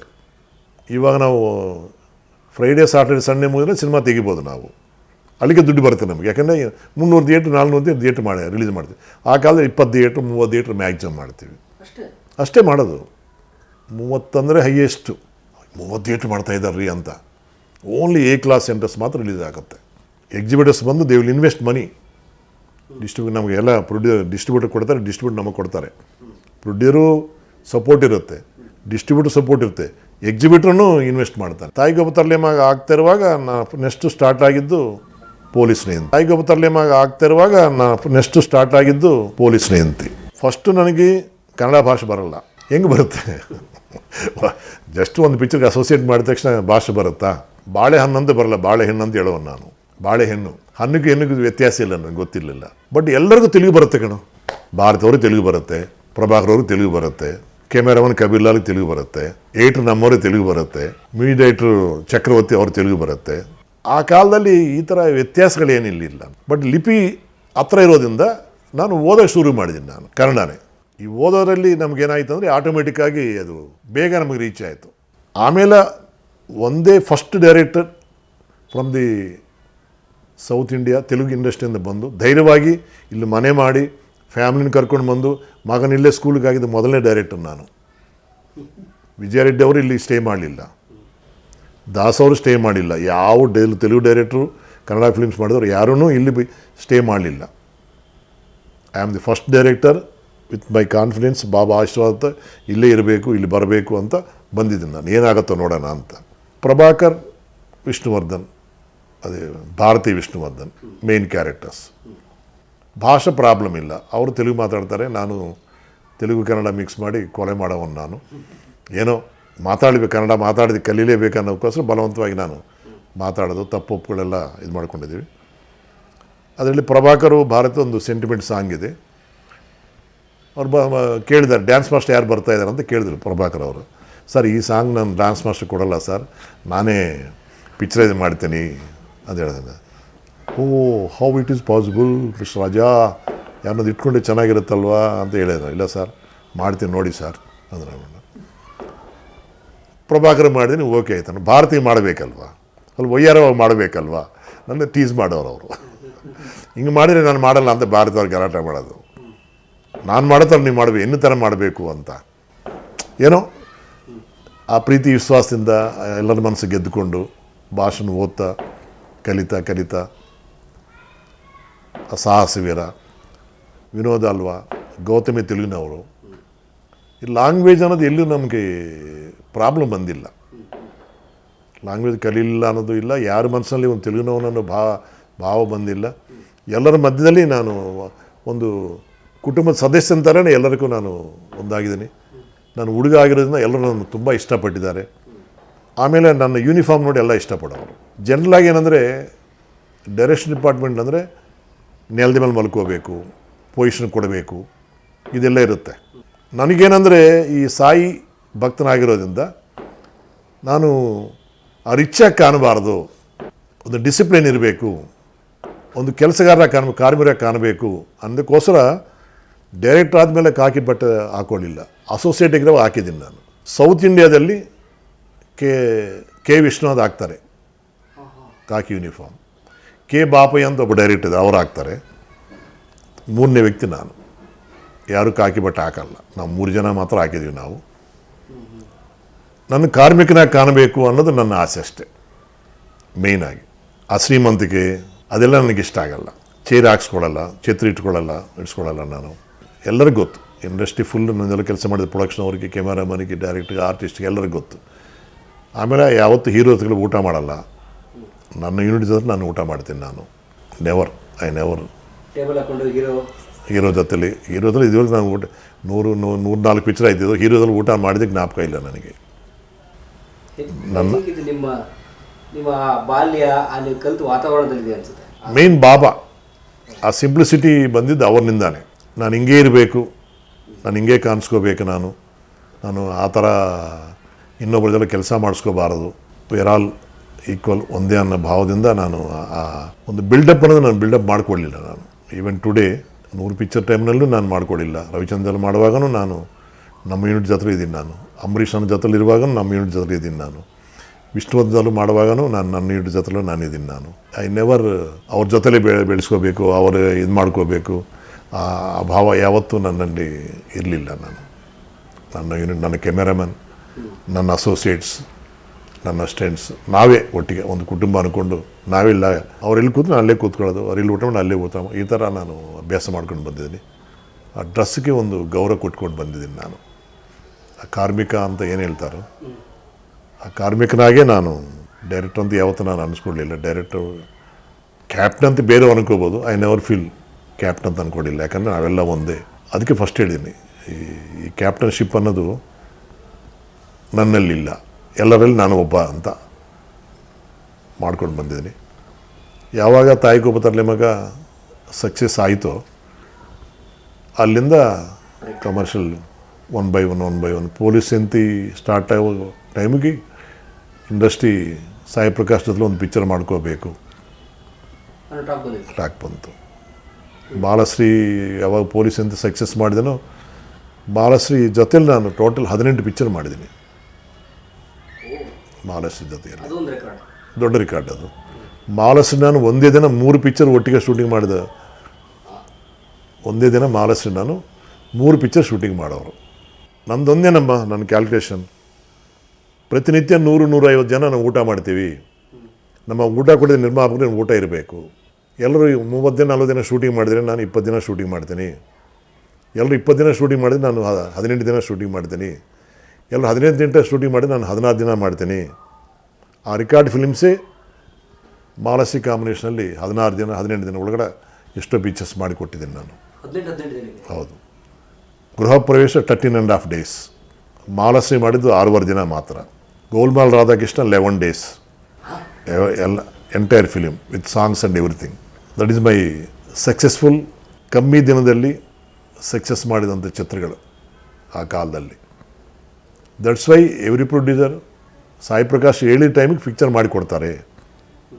ಹಿ won't waste time, he won't waste money. Producer director ಅಂತ ಒಂದು ಪಟ್ಟ ಕೊಟ್ಟಿದ್ದಾರೆ ನನಗೆ. Sai Prakash is producer director. Ravichandran is a magic man, is a musician, ತುಂಬ rich producer, rich director. First ಚಿಕ್ಕ ಯಜಮಾನ ಮಾಡಿದ್ವಿ ನಾವು. ಜನರಾಗಿ ಅವ್ರ ಯೂನಿಟ್ನೇ ಪ್ರಿಫರ್ ಮಾಡ್ತಾರೆ ಅವರು, ಬಟ್ ಈ ಸಪೋರ್ಟೆಡ್ ಅವರ್ ಯೂನಿಟ್. ಎಂಥ ದೊಡ್ಡ ಗುಣ ನೋಡಿ ಅವ್ರದ್ದು. I won't disturb your unit, ನಿಮ್ಮ ಕೈಗಳು ನಿಮ್ಮವರಿದ್ರೆ ಚೆನ್ನಾಗಿರುತ್ತೆ ಅಂತ ಇಷ್ಟಪಟ್ಟೆಲ್ಲ ಸಪೋರ್ಟ್ ಮಾಡಿದ್ದಾರೆ. ಶಂಕರಣ್ಣಂದೇ ಹಿಂಗೆ ಹೇಳೋಕ್ಕಾಗಲ್ಲ, ತುಂಬ ಇಷ್ಟಪಡ್ತಾರೆ ಅವರು. ಶಂಕರ್ನಾಗ್ ಅವರು ಫಸ್ಟ್ ಮಾಡಿದ್ದು ನರಸಿಂಹ,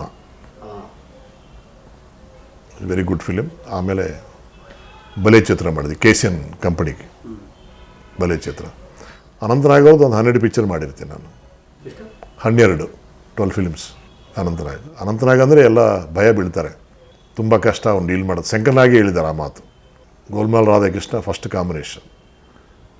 ನನ್ನನ್ನು ಕುಣಿಸ್ತೀಯ, ಅದು ಮಾಡ್ತೀಯ, ನಮ್ಮ ಮನದಲ್ಲೂ ಹೆಂಗೆ ಕೆಲಸ ಮಾಡ್ತೀನಿ ನಾನು ನೋಡ್ತೀನಿ ಅಂತ ಶಂಕರ್ನಾಗ್ ಹೇಳೋರು. ಅನಂತನಾಗ್ ನನ್ನ ತುಂಬ ಇಷ್ಟಪಟ್ಟಿದ್ದಾರೆ.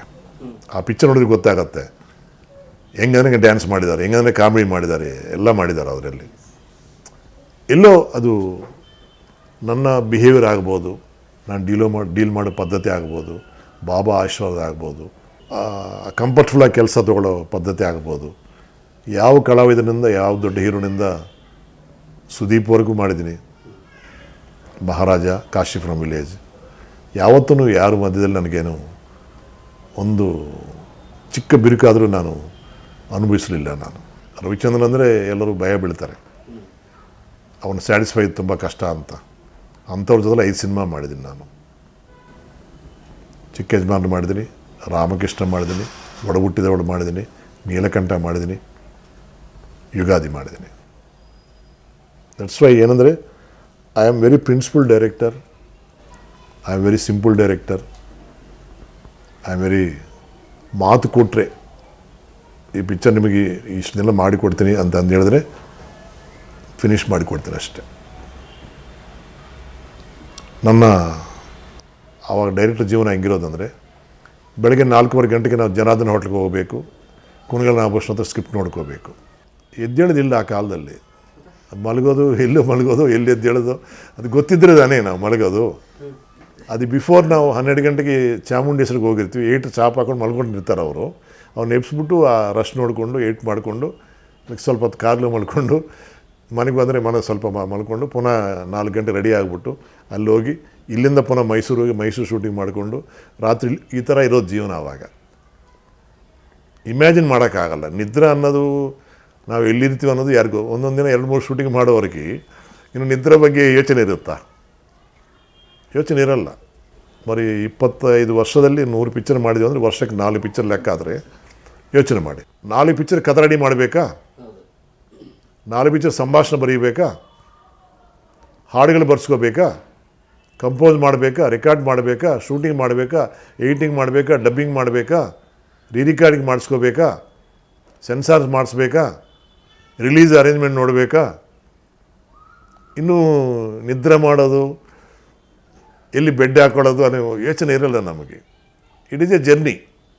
ನಿದ್ರೆನೂ ಒಂದು ಜರ್ನಿನೇ. ಎಲ್ಲಿರ್ತೀವಿ ಅಲ್ಲಿ ಮಲ್ಕೊಳ್ಳೋದು ಅಷ್ಟೇ. ನಿದ್ರೆ ಎಲ್ಲಿರ್ತದೆ ಹೆಂಗಿರುತ್ತೆ ನಮ್ಗೆ ಹೆಂಗೆ ಗೊತ್ತಾಗತ್ತೆ. ಈಗ ಇಲ್ಲ 8 ತಿಂಗಳು ಸ್ಕ್ರಿಪ್ಟ್ ತೊಗೊಂಡು ಮೈಸೂರು ಹೋಗ್ಬೇಕಂದ್ರೆ 7:30ಗೆ ಅಲ್ಲಿ ರೀಚ್ ಆಗಬೇಕಂದ್ರೆ ಈ ಕಾಲದ ಮಲ್ಕೊಂಡು ಹೋಗ್ಬೇಕು ನಾವು. ಇಲ್ಲ ನಾನು ಮನೆಗೆ ಹೋಗಿ ಮಲಗ್ತೀನಿ ಬೆಳಗ್ಗೆ 6 ಗಂಟೆಗೆ ಅಂದರೆ ಮೈಸೂರು ಯಾವಾಗ ಹೋಗೋದು?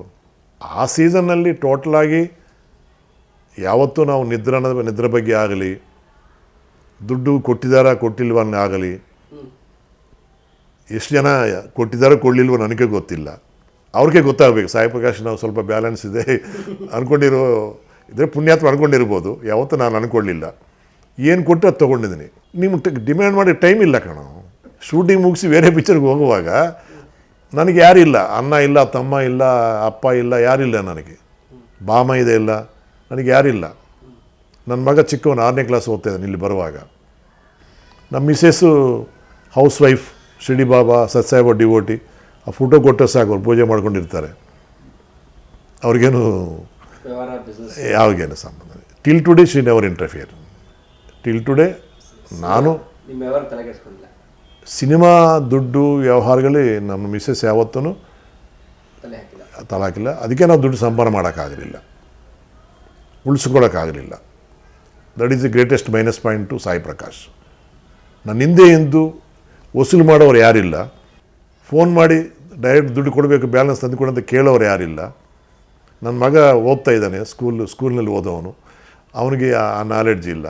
ಆಮೇಲೆ ಅವನು ಕೇಳಿದ್ದಾನೆ, ಶೂಟಿಂಗು ಪಾಟಿಂಗು ಏನಿಲ್ಲ ನಿಮಗೆ, ನೀನು ಓದ್ಕೋಬೇಕು, ಚೆನ್ನಾಗಿರ್ಬೇಕು, ನಮ್ಮ ಥರ ಕಷ್ಟ ನಿಮಗೆ ಬೇಡ ಅಂಥೇಳಿ ಅವನು ಈ ಕಡೆ ಮುಖಾನೇ ಅವಾಯ್ಡ್ ಮಾಡಿದ್ದೀನಿ ನಾನು. ಮಿಸ್ಸೆಸ್ ಅವ್ರಿಗೇನಿಲ್ಲ, ಸತ್ಸೇವಾ ಹೆಸರು ಹೇಳಿದ್ರೆ ಸಾಕು, ಭಜನ್ಸ್ ಮಾಡಿಸೋದು, ಸೇವೆ ಮಾಡೋದು, ಸೆಂಟ್ರಲ್ ಜೈಲಿಗೆ ಹೋಗೋದು, ಪ್ರಿಸನರ್ಸ್ಗೆ ಕೈದಿಗಳಿಗೆಲ್ಲ ಊಟ ತಿನ್ನಿಸೋದು, ಹಣ್ಣುಗಳು ಕೊಡಿಸೋದು, ಈ ಕಾರ್ಯಕ್ರಮದಲ್ಲಿ ಅವ್ರು ಬ್ಯುಸಿಯಾಗಿರ್ತಾರೆ. ಅಷ್ಟೇ ಸಾಕು ಅವ್ರಿಗೆ. ಸರ್ವಿಸ್ ಅಂದರೆ ಅವ್ರಿಗೆ ಇಷ್ಟ. ಜೈಲ್ಗಳಿಗೂ ಅನಾಥಾಶ್ರಮಗಳಿಗೆ ಓಡಾಡೋದು ಅವ್ರಿಗೆ ಅಷ್ಟೇ ಅವ್ರಿಗೆ ಗೊತ್ತಿರೋದು. ಈಗ ನನ್ನ ಪರಿಸ್ಥಿತಿ ಇನ್ನೇನಿರ್ತದೆ, ಯಾವ ಪ್ರೊಡ್ಯೂಸರ್ ಬರ್ತಾರೆ, ಯಾರು ಕೆಲಸ ಮಾಡಬೇಕು, ಯಾವ ಸ್ಟೋರಿ ಓಕೆ ಮಾಡ್ಕೋಬೇಕು, ಯಾವ ಹಾಡು ಓಕೆ ಮಾಡ್ಕೋಬೇಕು, ಯಾವ ಶೂಟಿಂಗು, ಯಾವ ಡ್ಯಾನ್ಸ್ ಮಾಸ್ಟ್ರು, ಯಾವ ಫೈಟ್ ಮಾಸ್ಟ್ರು, ಈ ಇದರಲ್ಲಿ ಇರ್ತೀವಿ ನಾವು. ದುಡ್ಡು ಕೊಟ್ಟಿದ್ದಾರಾ ಕೊಟ್ಟಿಲ್ವಾ, ಒಂದು ಬುಕ್ಕು, ಅದಕ್ಕೊಂದು ರಸೀದು ಏನಿಲ್ಲ ನಮಗೆ. ಕೊಟ್ಟವ್ರು ಕೊಟ್ಟರು, ಕೊಡಿದವರು ಕೊಡಲಿಲ್ಲ.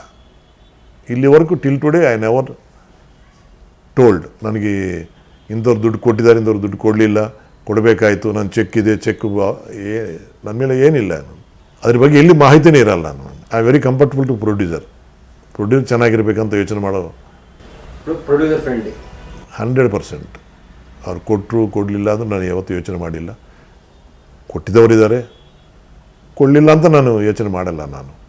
ಯಾಕಂದರೆ I am happy, I am very happy with my work. ನಾನು ಏನು ಆಸೆ ಪಟ್ಟಿದ್ದೇನೋ 100 ಪಿಕ್ಚರ್ ಕರ್ನಾಟಕದಲ್ಲಿ ಮಾಡಬೇಕಂದ್ರೆ ಕಷ್ಟ. 50 ದಾಟಿ ಯಾರೂ ಮಾಡಲಿಲ್ಲ. ಇದೇ ನನ್ನ ಭಾಗ್ಯ, ಇದೇ ನನ್ನ ಆಸ್ತಿ ಅಂದ್ಕೊಂಡಿದ್ದೀನಿ ನಾನು. ದುಡ್ಡು ಲೆಕ್ಕ ಹಾಕಿದ್ರೆ ಇಷ್ಟು ಪಿಕ್ಚರ್ ಮಾಡ್ತಾ ಇರಲಿಲ್ವೇನೋ ನಾನು. ಶೋಭನ್ ಬಾಬು ಹೇಳೋರು, ತೆಲುಗು ಹೀರೋ, ತುಂಬ ಅವರು ರಿಜಿಡ್, ದುಡ್ಡು ವಿಷಯದಲ್ಲಿ ದುಡ್ಡು ಕೊಟ್ಟೇನೆ ಕೆಲಸ ಮಾಡ್ತೀನಿ ಅನ್ನೋ ಪರಿಸ್ಥಿತಿ ಇರೋರುವಾಗ ನಾನು ಹೇಳಿದೆ, ಏನು ಸರ್ ಲಕ್ಷಾಂತರ, ಲಕ್ಷಕ್ಕೆ ದೊಡ್ಡದಲ್ವಾ, ಸಂಪಾದನೆ ಮಾಡ್ತೀರಿ, 10,000 ಕೊಡಲಿಲ್ಲ ಅಂತ ನೀವು ಡಬ್ಬಿಂಗ್ ಬರೋಲ್ಲ ಹಂಗೆ ಅಂದರೆ ಅವ್ರು ಹೇಳಿದ್ದಾರೆ, ಒಂದು ರೂಲ್ ಹೇಳಿದ್ದಾರೆ. ಈ 10 ರೂಪಾಯಿ ನಾನು ತೊಗೊಳ್ಳಿಲ್ಲ ಅಂದರೆ ನೆಕ್ಸ್ಟ್ 10 ರೂಪಾಯಿ ಕೊಡಬೇಕಂತ ನನ್ನ ಬಿಟ್ಬಿಟ್ಟು ಬೇರೆ ಹೀರೋ ಹತ್ರ ಹೋಗ್ತಾನೆ. ಆ 10 ರೂಪಾಯಿ ಕರೆಕ್ಟಾಗಿ ಇಸ್ಕೊಂಡು, ಅಯ್ಯೋ ಇವ್ರು ಕರೆಕ್ಟಾಗಿ ದುಡ್ಡು ಕೊಟ್ಟು ಕರೆಕ್ಟಾಗಿ ಕೆಲಸ ಮಾಡ್ತಾರಂತ ಅನ್ಕೊತಾರೆ. ನಾನು 10 ರೂಪಾಯಿ ಬಂದಿರುತ್ತೆ, ನೆಕ್ಸ್ಟ್ ಪಿಕ್ಚರ್ ನನ್ನ ಹತ್ರ ಬರ್ತಾನೆ ಅಂತ ಹೇಳೋರು. ನಾನೇನು ಮಾಡಿದಂದರೆ ಬ್ಯಾಲೆನ್ಸ್ ಇದೆ ಬಿಡೋ, ನಾನು ಕೇಳಲ್ಲ. ನಾನು ಒಬ್ಬೊಬ್ರಿಗೆ 2 ಪಿಕ್ಚರ್ ಮಾಡಿದ್ದೀನಿ, ಒಬ್ಬರು 3 ಪಿಕ್ಚರ್ ಮಾಡಿ, ಒಬ್ಬರು 4 ಪಿಕ್ಚರ್ ಮಾಡಿದ್ದೀನಿ. ನನ್ನಿಂದ ಯಾರೂ ಇವರು ಬಡ್ಡಿ ಮಗ ದುಡ್ಡಿಗೆ ಪ್ರಾಣ ತಿಂತಾನೆ, ದುಡ್ಡು ಕೊಡಲಿಲ್ಲ ಅಂದರೆ ಸೈನ್ ಮಾಡಲ್ಲ, ಈ ಥರ ಯಾವುದು ನನ್ನ ಮೇಲೆ ಕಂಪ್ಲೇಂಟ್ ಇಲ್ಲ. ನನಗೇನು ಕೊಟ್ಟು ಮೈ ಟ್ರ್ಯಾಕ್, ರೈಲ್ವೆ ಟ್ರ್ಯಾಕ್, ಸಿನಿಮಾ, ಆಧ್ಯಾತ್ಮಿಕ 2 ಈಕ್ವಲ್ ಮಾಡ್ಕೊಂಡು ಬಂದಿದ್ದೀನಿ ನಾನು. ಹೆಂಗೆ, ಯಾವ ರೀತಿ ಈ ಪ್ರಪಂಚಕ್ಕೆ ಸತ್ಸಾಯಿಬಾಬಾ ಅವರು ಸದ್ಗುರು. 181 ದೇಶದಲ್ಲಿ ಸತ್ಸಾಯಿಬಾಬಾ ಇದಾರಲ್ವ.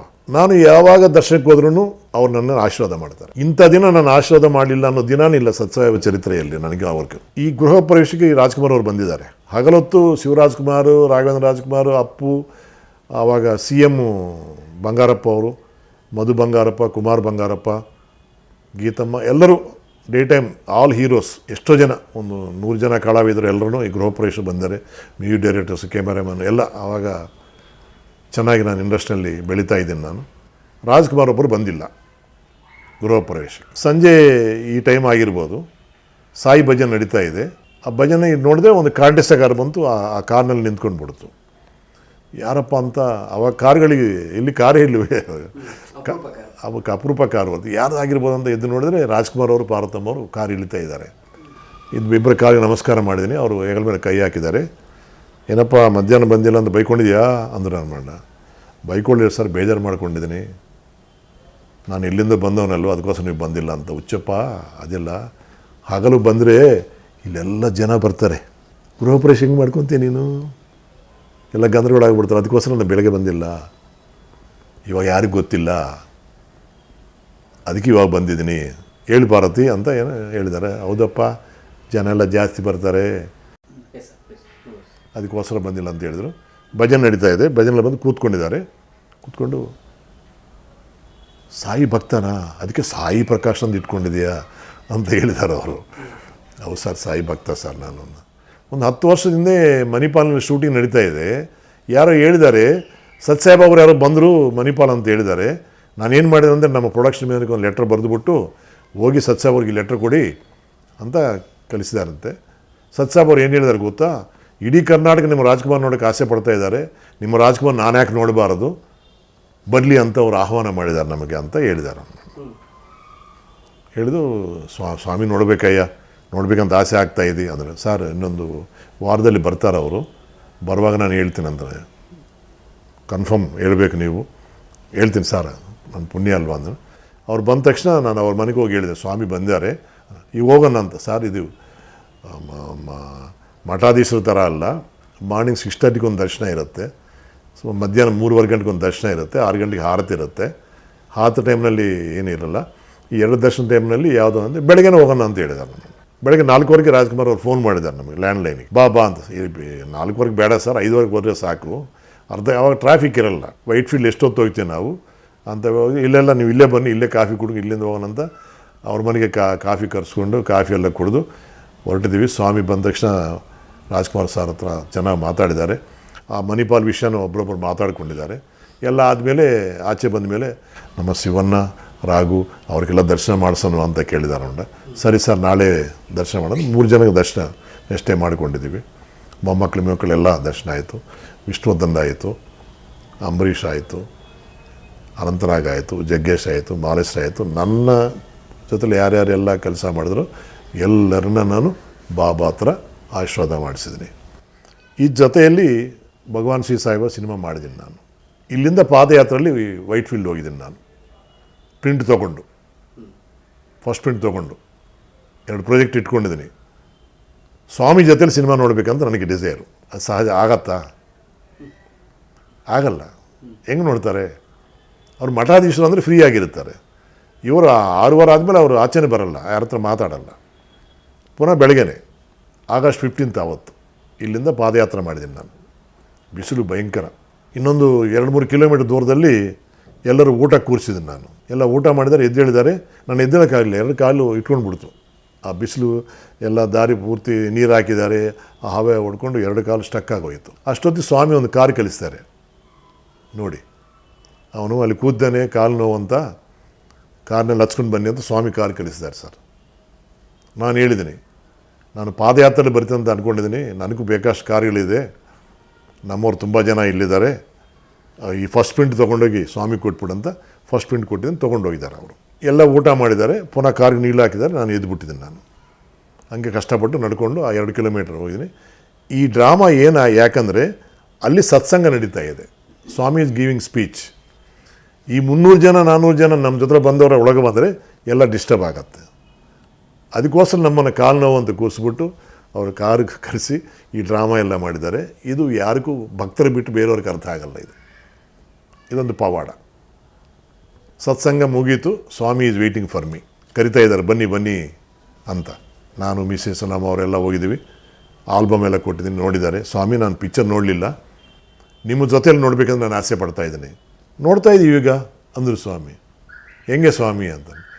ನಮ್ಮ ಐಟಮ್ ನೋಡೋಣ, ನೀವೆಲ್ಲ ರೆಡಿ ಮಾಡ್ಕೊ ಅಂತ ಹೇಳಿದ್ದಾರೆ. ಎಷ್ಟೊತ್ತಿಗೆ ಬರ್ತೀವಿ ಸ್ವಾಮಿ ಅಂತ ಹೇಳಿದ್ರು. 6:15 ಬರ್ತೀನಿ ಅಂತ ಹೇಳಿದ್ದಾರೆ. 6:20 ಬಂದರು ಸ್ವಾಮಿ. ನಾವೆಲ್ಲ ವೈಟ್ ಕರ್ಟನೆಲ್ಲ ಕಟ್ಬಿಟ್ಟು ಪೋರ್ಟಬಲ್ ಪ್ರೊಜೆಕ್ಟರ್ಸ್ 2 ರೀಲ್ಸ್ ಎಲ್ಲ ರೋಡ್ ಮಾಡಿ ಸೌಂಡ್ ಚೆಕ್ ಅಂದರೆ ಸ್ವಾಮಿ ಬಂದರು. ಸ್ವಾಮಿನ ಒಂದು 10 ಮಿನಿಟ್ಸ್ ಬೇಕು ಸ್ವಾಮಿ ಅಂದರು. ಪರವಾಗಿಲ್ಲ, ನಾನು ನಿಮ್ಮದಲ್ಲೇ ಕೂತ್ಕೊತೀನಿ ಅಂತ ನಮ್ಮ ಚೇರ್ ಪಕ್ಕದಲ್ಲಿ ಸ್ವಾಮಿ ಸಿಂಹಾಸನ ಹಾಕ್ಕೊಂಡು ನಮ್ಮದ್ರಲ್ಲಿ ಕೂತ್ಕೊಂಡಿದ್ದಾರೆ. ಸಿನಿಮಾ ಸ್ಟಾರ್ಟ್ ಮಾಡಿದ್ದೀವಿ. ಹತ್ರ 3-4 ಗಂಟೆ ನೋಡಿಬಿಟ್ಟು ಸ್ಟೇಜ್ ಮೇಲೆ ಕರೆದರು. ನವರತ್ನ ಸೃಷ್ಟಿ ಮಾಡಿ ನನ್ನ ಕತ್ತಕ್ಕೆ ಹಾಕಿ ಆಶೀರ್ವಾದ ಮಾಡಿದ್ದಾರೆ. ನನ್ನ ಜೀವನದಲ್ಲಿ ಏನು ಸಾಧನೆ ಮಾಡಿದ್ದೀವಿ ಸಾಯಿ ಪ್ರಕಾಶ್ ಅಂತ ಕೇಳ್ತಾರಲ್ವ, 100 ಚಿತ್ರ ಮಾಡಿದ್ದು ಒಂದು ಸಾಧನೆ, ಸ್ವಾಮಿ ಆಶೀರ್ವಾದ ಪಡೆದಿದ್ದು ಒಂದು ಸಾಧನೆ. ಆಧ್ಯಾತ್ಮಿಕವಾಗಿ ನಾನು ರೈಲ್ವೆ ಟ್ರ್ಯಾಕ್ 2 ಪಟ್ಟೆ ಅಂತ ನಾನು ಹೇಳಿದ್ದೀನಲ್ವ, ಇದೇನು ದೊಡ್ಡದಲ್ಲ ಅಂತ ನನಗನ್ನಿಸ್ತು. ಸ್ವಾಮಿ ಸಿನಿಮಾ ನೋಡಿದ್ದು ದೊಡ್ಡದೇನಿದೆ, ನೋಡಿರ್ಬೋದು. ಲವಕುಶ್ ಅಂತ ಸಿನಿಮಾ ನೋಡಿರ್ಬೋದು, ಅನ್ನಮಯ್ಯ ಅಂತ ಸಿನಿಮಾ ನೋಡಿರ್ಬೋದೇನೋ, ನಂದು ನೋಡಿದ್ದಾರೆ ಅಂತ ಅಂದ್ಕೊಂಡಿದ್ದೀನಿ. ಹುಬ್ಳಿನಲ್ಲಿ ಯಾವಾಗ ಈ ಪಿಕ್ಚರ್ 108 ಡೇಸ್ ಹೋಯಿತು, ಸ್ವಾಮಿ ಹೇಳಿದ್ದಾರೆ ನಿನ್ನ ಫಂಕ್ಷನ್ ನಾನು ಇಲ್ಲೇ ಮಾಡಿಸ್ತೀನಿ ಅಂತ. ವಿಜಯೋತ್ಸವ ಸಮಾರಂಭ 108 ದಿನ ಸಮಾರಂಭ ಈ ಪ್ರಪಂಚದಲ್ಲಿ ಎಲ್ಲಿನೂ ಸಿನಿಮಾವರೆಗೂ ಮಾಡಲಿಲ್ಲ ಸ್ವಾಮಿ. ಫಸ್ಟ್ ಟೈಮ್ ನಮ್ಮ ಸಿನಿಮಾನೇ ಅವರು ವಿಜಯೋತ್ಸವ ಸಮಾರಂಭ ಮಾಡಿಸಿದ್ದಾರೆ. ನನ್ನ ಜೊತೆಯಲ್ಲಿ ಒಂದು 300-400 ಜನ ಕರ್ಕೊಂಡು ಹೋಗಿದ್ದೇನೆ ನಾನು. ಎಲ್ಲರನ್ನ ಹಾಲ್ನಲ್ಲಿ ಕೂರಿಸಿದ್ದಾರೆ. 108 ಶೀಲ್ಡ್ ಇಟ್ಕೊಂಡಿದ್ದೇನೆ ಇಲ್ಲಿ. ಏನು ಬೇಕು ಸಾಯಿ ಅಂತ ಕೇಳಿದ್ದಾರೆ. ನನಗೆಲ್ಲ ಕೊಟ್ಟಿದ್ದೀರಿ, ಎಲ್ಲರಿಗೂ ಪಾದ ನಮಸ್ಕಾರ ಕೊಡು ಅಂತ ಹೇಳಿದ್ದೀನಿ. ಸ್ವಾಮಿ ಹ್ಯಾಸ್ ಗಿವನ್ ಪಾದ ನಮಸ್ಕಾರ to all of our unit, family members ಎಲ್ಲರಿಗೂ ಕೊಟ್ಟಿದ್ದಾರೆ. ಆಮೇಲೆ ನನ್ನಿಂದ ಒಂದು ಶೀಲ್ಡ್ ತೊಗೊಂಡಿದ್ದಾರೆ. ಸ್ವಾಮಿನ ಅವ್ರನಿಂದ ಒಂದು ಶೀಲ್ಡ್ ಕೊಟ್ಟಿದ್ದಾರೆ. ನನ್ನ ಕೆಲಸ ಮುಗೀತು, ನಿನ್ನ ಕುಟುಂಬ ಸದಸ್ಯರಿಗೆಲ್ಲ ನೀವೇ ಶೀಲ್ಡ್ ಕೊಟ್ಕೊಳ್ಳಿ ಅಂತ ಹೇಳ್ಬಿಟ್ಟು ಹೋಗಿದ್ದಾರೆ. It is A world record. ಇದಕ್ಕಿಂತ ಇನ್ನೇನು ನಾನು ಸಾಧನೆ ಮಾಡಬೇಕು ಜೀವನದಲ್ಲಿ. ದರ್ಶನ ಸಿಕ್ಕಿದವರು ಕೋಟ್ಯಾಂತರ ಜನ ಇದ್ದಾರೆ, ಪಾದ ನಮಸ್ಕಾರ ಸಿಕ್ಕಿದವರು ಕೋಟ್ಯಾಂತರ ಜನ ಇದ್ದಾರೆ, ಸ್ವಾಮಿ ಹತ್ರ ಮಾತಾಡ್ದಿರೋರು ಕೋಟ್ಯಾಂತರ ಜನ ಇದ್ದಾರೆ. ಒಂದು 20 ಇಂಟರ್ವ್ಯೂ ಕೊಟ್ಟಿದ್ದಾರೆ, ಸಿನಿಮಾ ನೋಡಿದ್ದಾರೆ, 100 ಡೇಸ್ ಫಂಕ್ಷನ್ ಮಾಡಿಸಿದ್ದಾರೆ. ನಾನು ಜೀವನದಲ್ಲಿ ಏನು ಆಸೆ ಪಟ್ಟಿದ್ದನೋ, ಸಿನಿಮಾ ರಂಗದಲ್ಲಿ ಯಾವ ರೀತಿ ನಾನು ಸಕ್ಸಸ್ ಆಗಿದ್ದೀನೋ, ನನ್ನ ಆಧ್ಯಾತ್ಮಿಕ ಜೀವನದಲ್ಲಿಯೂ ನಾನು ಸಕ್ಸಸ್ ಆಗಿದ್ದೇನೆ ಅಂತ ಹೇಳೋದಕ್ಕೆ ನಾನು ಇಷ್ಟಪಡ್ತೀನಿ. ಆ ರೈಲ್ವೆ ಟ್ರ್ಯಾಕ್ 2 ಟ್ರ್ಯಾಕನ್ನು ನಾನು ಸಮಾರಂಭ ಮಾಡ್ಕೊಂಡು ಬಂದಿದ್ದೀನಿ. ಇನ್ನೊಂದು, ಇಲ್ಲಿವರೆಗೂ ನಾನು 117 ಸಲ ರಕ್ತದಾನ ಮಾಡಿದ್ದೀನಿ. 117 ಟೈಮ್ಸ್ ನಾನು ರಕ್ತದಾನ ಮಾಡಿದ್ದೀನಿ. ಸರ್ಟಿಫಿಕೇಟ್ಸು ಇದೆ ನನ್ನ ಹತ್ರ. 16ನೇ ವಯಸ್ಸಿನಿಂದ ನಾನು ರಕ್ತದಾನ ಮಾಡೋಕ್ಕೆ ಶುರು ಮಾಡಿದ್ದೀನಿ. ನನ್ನ ಬರ್ತ್ಡೇ ಬೆಂಗಳೂರು ಬಂದ ಮೇಲೆ 1980 ಸತ್ಸಾಯಿಬಾಬಾ ಬರ್ತ್ಡೇ ಅಭ್ಯಾಸ ಮಾಡ್ಕೊಂಡು, ಬೆಂಗಳೂರು ಬಂದು ರಾಜ್ಕುಮಾರ್ ಅವ್ರ ಬರ್ತ್ಡೇ, ಈ ಥರ ಅಭ್ಯಾಸ ಮಾಡಿಕೊಂಡು ಎಮರ್ಜೆನ್ಸಿ ಆಕ್ಸಿಡೆಂಟ್ಸು, ಫೈರ್ ಆಕ್ಸಿಡೆಂಟ್ಸ್ ಇರುವಾಗ ವಾಲಂಟ್ರಿ ಹೋಗಿ ನಾನು ಬ್ಲಡ್ ಕೊಡೋದೆಲ್ಲ ಅಭ್ಯಾಸ ಇತ್ತು. 117 ಸಲ ಇಲ್ಲಿವರೆಗೆ ಬ್ಲಡ್ ಕೊಟ್ಟಿದ್ದೀನಿ. ಒಬ್ಬ ಮನುಷ್ಯ ಕೇವಲ ನಾನೇ ಬದುಕಬೇಕು ಅನ್ನೋ ಭಾವ ಯಾವತ್ತೂ ಇಲ್ಲದೆ, ನನ್ನ ರಕ್ತದಿಂದ ಇಷ್ಟು ಜನ ಬದುಕಲಿ ಅನ್ನೋ ಆಸೆಯಿಂದ ಆ ಚಿಕ್ಕ ವಯಸ್ಸಿನಿಂದನೇ ಆ ಡೊನೇಟಿಂಗ್ ಆಫ್ ಬ್ಲಡ್ ಅನ್ನೋದು ಅಭ್ಯಾಸ ಮಾಡಿಕೊಂಡು ರೆಡ್ ಕ್ರಾಸ್ ಅವ್ರ ಇನ್ಸ್ಪಿರೇಷನಿಂದ I have started my blood donation. ನಾನು ಎಲ್ಲರಿಗೂ ಹೇಳೋದು ಕೇಳೋದೊಂದೇ, ನಾನು ಮಾತ್ರ ಚೆನ್ನಾಗಿದ್ದೀನಿ, ನಾನು ಮಾತ್ರ ಬದುಕಿದ್ರೆ ಸಾಕನ್ನೋ ಭಾವನೆ ನಮ್ಮಿಂದ ತೆಗಿಬೇಕು. ಇದು ನಾನು ಕಲಿತಿದ್ದು ನಮ್ಮ ತಂದೆ ತಾಯಿನಿಂದಲ್ಲ, ಶಿರ್ಡಿ ಬಾಬಾ ಸತ್ಸಾಯಿ ಬಾಬಾನಿಂದ. ಅವ್ರು ಯಾರು ಪರ್ಸನಲ್ ಲೈಫ್ನಲ್ಲಿ ನಾನು ತುಂಬ ಕಲ್ಕೊಂಡಿರ್ಬೋದು ಅಂತ ಅಂದ್ಕೊಂಡಿದ್ದೀನಿ. ನಾನು 25 ವರ್ಷದಲ್ಲಿ 100 ಪಿಕ್ಚರು, ವರ್ಷಕ್ಕೆ 4 ಪಿಕ್ಚರ್. ಅಂದರೆ ನೀವು ಹೇಳಿದ್ರಿ ಎಲ್ಲಿ ಮಲಗಿದಿರಿ, ಮಲ್ಕೊಳ್ಳೋದು ಕೆಲಸ ಮಾಡಿದಿರ ಅಂತ ನೀವು ಕೇಳಿದ್ರಲ್ವಾ. మరి ಎಷ್ಟು ಜನ ಮನೇಲಿ ಇರ್ಬೋದು, ನಾನು ಎಷ್ಟು ಜನ ಮನೇಲಿ ಇಲ್ವೋ ನನಗೆ ಗೊತ್ತಿಲ್ಲ. ತಾಯಿ ಆದಮೇಲೆ ತಾಯಿ 18 ವರ್ಷ ಸಾಕ್ತಾಳೆ, ಉಳಿದ 82 ವರ್ಷ ಹಿಂತಿ ಸಾಕ್ತಾರೆ ಅಂತ ಹೇಳ್ತಾರೆ. ಮೈ wife is my second mother. ಯಾವತ್ತೂ ಅವ್ರು ಬೇಜಾರು ಮಾಡ್ಕೊಂಡಿಲ್ಲ. ಒಂದಿನ ಬೇಜಾರು ಮಾಡ್ಕೊಂಡಿದ್ದಾರೆ. ಸತ್ಸಾಯಿಬಾಬಾ ಅವ್ರ ಹತ್ರ ಕಂಪ್ಲೇಂಟ್ ಮಾಡಿದ್ದಾರೆ ನನ್ನ ಮಿಸ್ಸಸ್. ಸ್ವಾಮಿ ಇವರಿಗೆ ಕುಟುಂಬ ಬೇಕಾಗಿಲ್ಲ, ಯಾವತ್ತು ಸಿನಿಮಾ ಅಂತಲೇ ಕೆಲಸ ಮಾಡ್ತಾ ಇರ್ತಾರೆ ಅಂತ ಸ್ವಾಮಿಗೆ ಕಂಪ್ಲೇಂಟ್ ಮಾಡಿದ್ದಾರೆ. ನನ್ನ ಮಿಸ್ಸಸ್ ಬೇಕಾದ್ರೆ ಹೇಳ್ತಾರೆ ಈ ವಿಷಯ. ಅವ್ರು ಸ್ವಾಮಿ ಹೇಳಿದ್ದಾರೆ, ಹೌದು ಸಾಯಿ ಕುಟುಂಬ ನೋಡ್ಕೋಬೇಕಲ್ವಾ ಅಂತ ಹೇಳಿ, ರಾಜಮ್ಮ ನೀವು ಮಾತ್ರ ಊಟ ಮಾಡಿದ್ರೆ ಸಾಕಾ, ಬೇರೆಯವ್ರು ಊಟ ಮಾಡೋದು ಬೇಡವಾ ಅಂತ ನಮ್ಮಿಬ್ಬರನ್ನ ಸರಿ ಮಾಡಿ ವರ್ಷಕ್ಕೊಂದು ಪಿಕ್ಚರ್ ಮಾಡಿ ನಮ್ಮ ಕುಟುಂಬ ಮಾತ್ರ ಊಟ ಮಾಡಬಹುದು. 4 ಪಿಕ್ಚರ್ ಮಾಡಿದ್ರೆ ಇನ್ನೂ 400 ಜನ 4,000 ಜನ ಊಟ ಮಾಡ್ತಾರೆ. ಒಳ್ಳೇದಲ್ವಾ? ಸ್ವಾಮಿ ಹೇಳ್ತಾರೆ, ಸಾಕಾ ಇನ್ನೂ ಕೆಲಸ ಬೇಕಂತ ಸ್ವಾಮಿ ಕೇಳೋರು ನನ್ನನ್ನು. ಕೊಡಿ ಸ್ವಾಮಿ ಮಾಡ್ತೀನಿ ಅಂತ. ನಾನು ಅಷ್ಟು ಸಾಂಗತ್ಯ ಸ್ವಾಮಿಗೆ ನಮಗೆ. ನಮ್ಮ ಮಿಸ್ಸೆಸ್ ಕೇಳ್ತಾರೆ, మీ కంటికి ఒంటికి జంటగా నేను ఎప్పుడు ఉంటాను. తెలుగులో వెళ్ళారు ಅವರು ಸ್ವಾಮಿ. ನಿಮ್ಮ ಕಣ್ಣಿಗೆ ನಿಮ್ಮ ಲೈಫ್ಗೆ ಒಂದು ಬೆಟ್ಟದರ ನಾನು ಇರ್ತೀನಿ ಹೇಳ್ಕೊಳ್ಳಿ ಈ ಪ್ರಪಂಚಕ್ಕಂತ. ಆ ಥರ ಹುಮ್ಮಸ್ ಕೊಡೋರು ಸತ್ಸಾಯಿಬಾಬಾ ಅವರು ನಮಗೆ. ಅಷ್ಟು ಪ್ರೀತಿಯಿಂದ ನೋಡೋರು ಸ್ವಾಮಿ ನಮ್ಮನ್ನು. ಬಟ್ ನನ್ನಂಥವ್ರಿಗೂ ಬಾಬಾ ಒಂದು ಕಷ್ಟ ಕೊಟ್ಟಿದ್ದಾನೆ, ಎಲ್ಲರಿಗೂ ಗೊತ್ತು, ದೇವರು ಕೊಟ್ಟ ತಂಗಿ. It is A business. ಒಂದೊಂದು ಸಲ ಲಾಭ ಬರ್ಬೋದು, ನಷ್ಟ ಬರ್ಬೋದು. ಲಾಭ ಬರುವಾಗ ಸಂತೋಷ ಪಟ್ಟಿದೆ, ನಷ್ಟ ಬರುವಾಗ ನೋವು ಅನುಭವಿಸಲೇಬೇಕು. But I hurted a lot. ಎಲ್ಲೋ ಡೈರೆಕ್ಟ್ರಾಗಿ ಪ್ರೊಡ್ಯೂಸರ್ ಆಗಿ ಇದಾಯಿತು, ಒಂದು ಅವಮಾನ ಆಯಿತು ನನಗೆ. ಅದರಿಂದ ಅಷ್ಟು ಐ ಗಾನ್ ಟು ಬಾಬಾನೇ ಮರ್ತೀನಿ ನಾನು. It's a greatest mistake in my life. ಆ ಥರ ತಪ್ಪು ಯೋಚನೆ ಮಾಡಬಾರದು. ಯಾಕಂದರೆ ಸಮಾಜದಲ್ಲಿ ಎಷ್ಟೋ ಜನಕ್ಕೆ ನಾವು ಮೋಡಲಾಗಿ ಬರ್ತಾ ಇರೋ ನಾವೇ ಅಂಥ ತಪ್ಪು ಮಾಡಿದರೆ ದೊಡ್ಡ ಅಪರಾಧ ಅಂತ ತಿಳ್ಕೊಂಡಿದ್ದೀನಿ. ಮಿಸ್ಸೆಸ್ ಕೇಳಿದ್ದಾರೆ, ಯಾವತ್ತೂ ನಮ್ಮನ್ನು ಕ್ವಶನ್ ಮಾಡಿಲ್ಲ. ಆ ಸಮಯದಲ್ಲಿ ನಾವು ನಿಮಗೆ ಜ್ಞಾಪಕ ಬಂದಿಲ್ವಾ ಅನ್ನೋ ಮಾತು ಕೇಳಿ ಇಲ್ಲಿವರೆಗೂ ಆನ್ಸರ್ ಇಲ್ಲ ಅದಕ್ಕೆ. I can't answer that sheet. ಅದು ಹಂಗೆ ಪೆಂಡಿಂಗ್ ಇದೆ. ನಾವು ಜ್ಞಾಪಕ ಬಂದಿಲ್ವಾ ಅಂದರೆ ಬಂದರೆ ತಪ್ಪು ಮಾಡಲ್ಲ ತಾನೇ, ಅದನ್ನು ಮರಿತೀನಂತ ತಾನೇ. ಇಷ್ಟು ನಿಮಗೋಸ್ಕರ ಜೀವನಲ್ಲ ನಾನು ಪರ್ಯಂತರ ಸೇವೆ ಮಾಡ್ಕೊಂಡು ಬಂದಿದ್ದೀವಿ, ಈ ಸಣ್ಣ ವಿಷಯಕ್ಕೆ ನೀವು ಈ ಥರ ಮಾಡಿದಿರಲ್ವ ಅಂತ ಹೇಳಿ ಮಿಸ್ಸೆಸ್ಸು ನಮ್ಮ ಪ್ರಾಪರ್ಟಿನಲ್ಲಿ 99% ಮಾರಿ IDBI ಬ್ಯಾಂಕಿಗೆ ಸಾಲ ತೀರಿಸಿ ನೋ ಡ್ಯೂ ಸರ್ಟಿಫಿಕೇಟ್ ತಂದು ಕೊಟ್ಟಿದ್ದಾಳೆ ನನ್ನ ಧರ್ಮಪತ್ನಿ. 3,75 lakhs. But nothing. ನಾವು also we are very happy. ನನ್ನ ಮಗನೂ ಕೆಲಸಕ್ಕೆ ಗೌರ್ಮೆಂಟಿಗೆ ಯಾವ ಕೆಲಸಕ್ಕೆ ಹೋದ ಅವನು ಸಿನಿಮಾ ರಂಗಕ್ಕೆ ಬಂದಿದ್ದಾನೆ. ತಾನು ಚಿತ್ರ ನಿರ್ದೇಶನ ಮಾಡಿದ್ದಾನೆ. ಇವತ್ತು ತೆಲುಗಿನಲ್ಲಿ ವೆಬ್ ಸೀರೀಸ್ ಡೈರೆಕ್ಷನ್ ಮಾಡ್ತಾ ಇದ್ದಾನೆ. ಓಕೆ, 100 ಚಿತ್ರ ಮಾಡಿದವ್ರು ಹಿಂಗೆ ಇರಬೇಕು ಹಂಗಿರ್ಬೇಕಂತ ಏನಿಲ್ಲ. ನಾನು ಹಿಂಗೆ ಇರಬೇಕಂತ ಬಾಬಾ ನಿರ್ದೇಶನ ಮಾಡ್ಕೊಂಡಿದ್ದಾರೆ. ಅವ್ರ ನಿರ್ದೇಶನ ನಾವು ಇವಾಗ ನಡೀತಾ ಇದ್ದೀವಿ. ಸ್ವಾಮಿನ ಯಾವತ್ತೂ ಒಂದೇ ಮಾತು ಕೇಳ್ತೀನಿ, ನೀವು ನನ್ನನ್ನು ಹೆಂಗೆ ನೋಡಬೇಕಂತ ಆಸೆ ನಿಮಗಿದೆಯೋ ಸ್ವಾಮಿ, ನಮ್ಮನ್ನು ಹಂಗೆ ನೋಡಿ ಅಂತಾನೆ.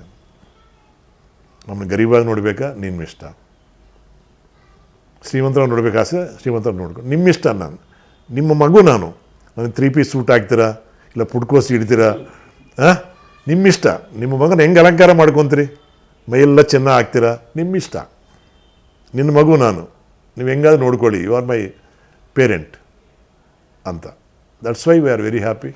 ಇಲ್ಲಿವರೆಗೂ ನನ್ನ ಶ್ರೀಮತಿ ಲಾಭ ಬಂದರೂ ಸಂತೋಷ ಪಡಲಿಲ್ಲ, ನಷ್ಟ ಬಂದರೂ ಬೇಜಾರು ಮಾಡ್ಕೊಳ್ಳಿಲ್ಲ. ನಾನು ಬೇಜಾರಾಗಿದ್ದೀನಿ ಅಷ್ಟೇ. ಯಾಕಂದರೆ ಒಂದು ಸಲ ಪ್ರಿಸ್ಟೇಷನಲ್ಲೇ ಗೊತ್ತಾಗಲ್ಲ ನಮಗೆ ಏನು ಮಾಡ್ತಾಯಿದ್ದೋ ಅನ್ನೋದು ಗೊತ್ತಾಗಲ್ಲ. But I will pray everybody. ಕಷ್ಟ ಬರುತ್ತೆ ಹೋಗುತ್ತೆ, ಬಟ್ ಆ ಸ್ಥಿತಿ ಆ ಸ್ಟೇಟಸ್ಗೆ ಯಾರು ಹೋಗಬಾರ್ದು ಅಂತ ಹೇಳೋಕ್ಕೆ ಇಷ್ಟಪಡ್ತೀನಿ. ಆ ಬ್ಯಾಕ್ಡ್ರಾಪ್ನಲ್ಲಿ ನಾನು ಸೆಪ್ಟೆಂಬರ್ 10 ಒಂದು ಚಿತ್ರ ನಿರ್ದೇಶನ ಮಾಡಿದ್ದೀನಿ, ನಿರ್ಮಾಣ ಮಾಡಿದ್ದೀನಿ. ಇದು ಸೆನ್ಸಾರ್ ಆಯಿತು, ಇದು ಪ್ರೆಸ್ ಮೀಟು ಮಾಡಿದ್ದೀನಿ. ಸೆಪ್ಟೆಂಬರ್ 10 ಇದು ವರ್ಲ್ಡ್ ಸೂಯಿಸೈಡ್ ಪ್ರಿವೆನ್ಷನ್ ಡೇ, ವಿಶ್ವ ಆತ್ಮಹತ್ಯೆ ನಿವಾರಣಾ ದಿನ. ಪ್ರಿವೆನ್ಷನ್, ಆತ್ಮಹತ್ಯೆಗಳು ಮಾಡ್ಕೋಬಾರದು ಒಂದು ಕಾನ್ಸೆಪ್ಟ್ ಒಂದು ಸಿನಿಮಾ ಮಾಡಿದ್ದೀನಿ ನಾನು. Maybe my experience I want to tell to the society also. ಆ ಸಿನಿಮಾ ನೋಡಿದ್ರೆ ಗೊತ್ತಾಗತ್ತೆ ನಾವು ತಪ್ಪು ಮಾಡಬಾರದು. My life is my message. ನನ್ನ ಜೀವನ ನನ್ನ ಸಂದೇಶ. ನಾನು ಜೀವನದಲ್ಲಿ ಏನು ಯಾವುದೇ ನಡ್ಕೊಂಡು ಬಂದಿದ್ದೀನಿ ಅದನ್ನ ಇವತ್ತು ನಿಮ್ಮೆಲ್ಲರಿಗೂ ಹೇಳೋಕ್ಕೆ ಇಷ್ಟಪಟ್ಟಿದ್ದೀನಿ. ಪುನಃ ಜನ್ಮ ಇರುತ್ತಿಲ್ವೋ ಗೊತ್ತಿಲ್ಲ, ನಾವು ನೋಡಲ್ಲ. ಈ ಜನ್ಮದಲ್ಲಿ ಆ ಕೊಟ್ಟಿದ್ದ ಆ ಸ್ವಲ್ಪ ಸಮಯವನ್ನು ನಾನು ಉಪಯೋಗಿಸ್ಕೊಂಡು ಅಂತ ಅಂದ್ಕೊಂಡಿದ್ದೀನಿ. My wife is very happy, my son is very happy. ನಮ್ಮ ಕುಟುಂಬದವರು ನಮ್ಮ ನೆಂಟರೆಲ್ಲ ನನ್ನ ತುಂಬ ಇಷ್ಟಪಡ್ತಾರೆ. ಇಡೀ ಕರ್ನಾಟಕ ನಾನು ಬರುವಾಗ 1987ನಲ್ಲಿ ನಾನ್ಯಾರೋ ನಾನು ಹೇಳ್ಕೋಬೇಕು, ಇವಾಗ ನಾನ್ಯಾರೋ ಅಂತ ಹೇಳ್ಕೋಬೇಕಾಗಿಲ್ಲ. ಮುಖ್ಯವಾಗಿ ಸಾಯಿಬಾಬಾ ಪಾತ್ರ ಮಾಡಿದ್ದು ನನ್ನ ಪುಣ್ಯ ಅಂತ ಹೇಳ್ಕೊಂಡಿದ್ದೇನೆ ನಾನು. ಅದು ಏನು ಅದೃಷ್ಟ ನೋಡಿ, ನಾನು ಆ ಪಾತ್ರ ಮಾಡಿದೆ. ನಾನು ನಟನಲ್ಲ, ಚಿಕ್ಕವರಾಗಿದ್ದರೆ ಡ್ರಾಮಾ ಮಾಡಿರ್ಬೋದು, ಬಟ್ ಸಿನಿಮಾ ರಂಗ ಬಂದಮೇಲೆ ನಾನು ನಟನಾಗಿ ನಾನು ಟ್ರ್ಯಾಕ್ ಮಾಡಿಕೊಂಡಿಲ್ಲ. Only writing and direction. ಅದು ಬಾಬಾ ಆದೇಶದಿಂದ ಆಯಿತು. ಹುಬ್ಳಿನಲ್ಲಿ ಒಬ್ಬ ಡಿವೋಟಿ ಕನಸಿನಲ್ಲಿ ಶಿರ್ಡಿ ಬಾಬಾ ಬಂದು ನನ್ನ ಪಾತ್ರ ಸಾಯಿ ಪ್ರಕಾಶ ಮಾಡಲಿ ಅಂತ ಆದೇಶ ಮಾಡಿದ್ದಾರೆ. ಅವರು ಬಂದು ನನಗಿಲ್ಲಿ ಭಜನೆ ಮಾಡಿ ವಿಷಯ ತಿಳಿದ ಮೇಲೆ ಆ ಬಾಬಾ ಪಾತ್ರ ನಾನು ಮಾಡೋಕ್ಕೆ ಇಷ್ಟಪಟ್ಟಿದ್ದೀನಿ. ಅದು ನನ್ನ ಜನ್ಮದಲ್ಲಿ ಈ ಜನ್ಮಕ್ಕೆ ಅದೇ ನನ್ನ ಪುಣ್ಯ ಅಂತ ಅಂದ್ಕೊಂಡಿದ್ದೀನಿ. ನಾನು ಪೂಜಿಸಿ ಆರಾಧಿಸೋ ಆ ಭಗವಾನ್ ಶ್ರೀ ಸಾಯಿಬಾಬಾ ಸತ್ಯವನ್ನು ಕೇಳ್ಕೊತೀನಿ. ನಿಮ್ಮೆಲ್ಲರಿಗೂ ಆಯುಷು ಆರೋಗ್ಯ ಸೌಭಾಗ್ಯ ಕೊಡಲಿ ಅಂತ. ಓಂ ಶ್ರೀ ಸಾಯಿರಾಮ್. ದೀಪಾವಳಿ ದೀಪಾವಳಿ ಗೋವಿಂದ ಲೀಲಾವಳಿ. ಸ್ನೇಹಿತರೆ, ಕಲಾ ಮಾಧ್ಯಮ ಯೂಟ್ಯೂಬ್ ಚಾನಲ್ನ ನೀವು ತಪ್ಪದೆ ಸಬ್ಸ್ಕ್ರೈಬ್ ಮಾಡಿ, ಬೆಲ್ ಐಟಮ್ ಒತ್ತಿ. ಆವಾಗೇ ಈ ತರ ಒಳ್ಳೆ ಕಾರ್ಯಕ್ರಮ ನೋಡಕ್ಕೆ ಅವಕಾಶ ಸಿಕ್ಕತ್ತೆ. Sairam, god bless you. ಈ ವಿಡಿಯೋ ನೋಡಿದ್ದಕ್ಕೆ ನಿಮಗೆ ತುಂಬಾ ಧನ್ಯವಾದಗಳು. ಪುಸ್ತಕಗಳನ್ನ ಓದು ಮನಸ್ಸನ್ನ ಅರಳಿಸುತ್ತೆ, ಬುದ್ಧಿಯನ್ನು ಚುರುಕು ಮಾಡುತ್ತೆ, ಕಾಣದ ಹೊಸಲೋಕವನ್ನು ಪರಿಚಯಿಸುತ್ತೆ. ಹಾಗಾಗಿ ಓದುವ ಸಂಸ್ಕೃತಿ ಹೆಚ್ಚಾಗ್ಲಿ. ಧನ್ಯವಾದ.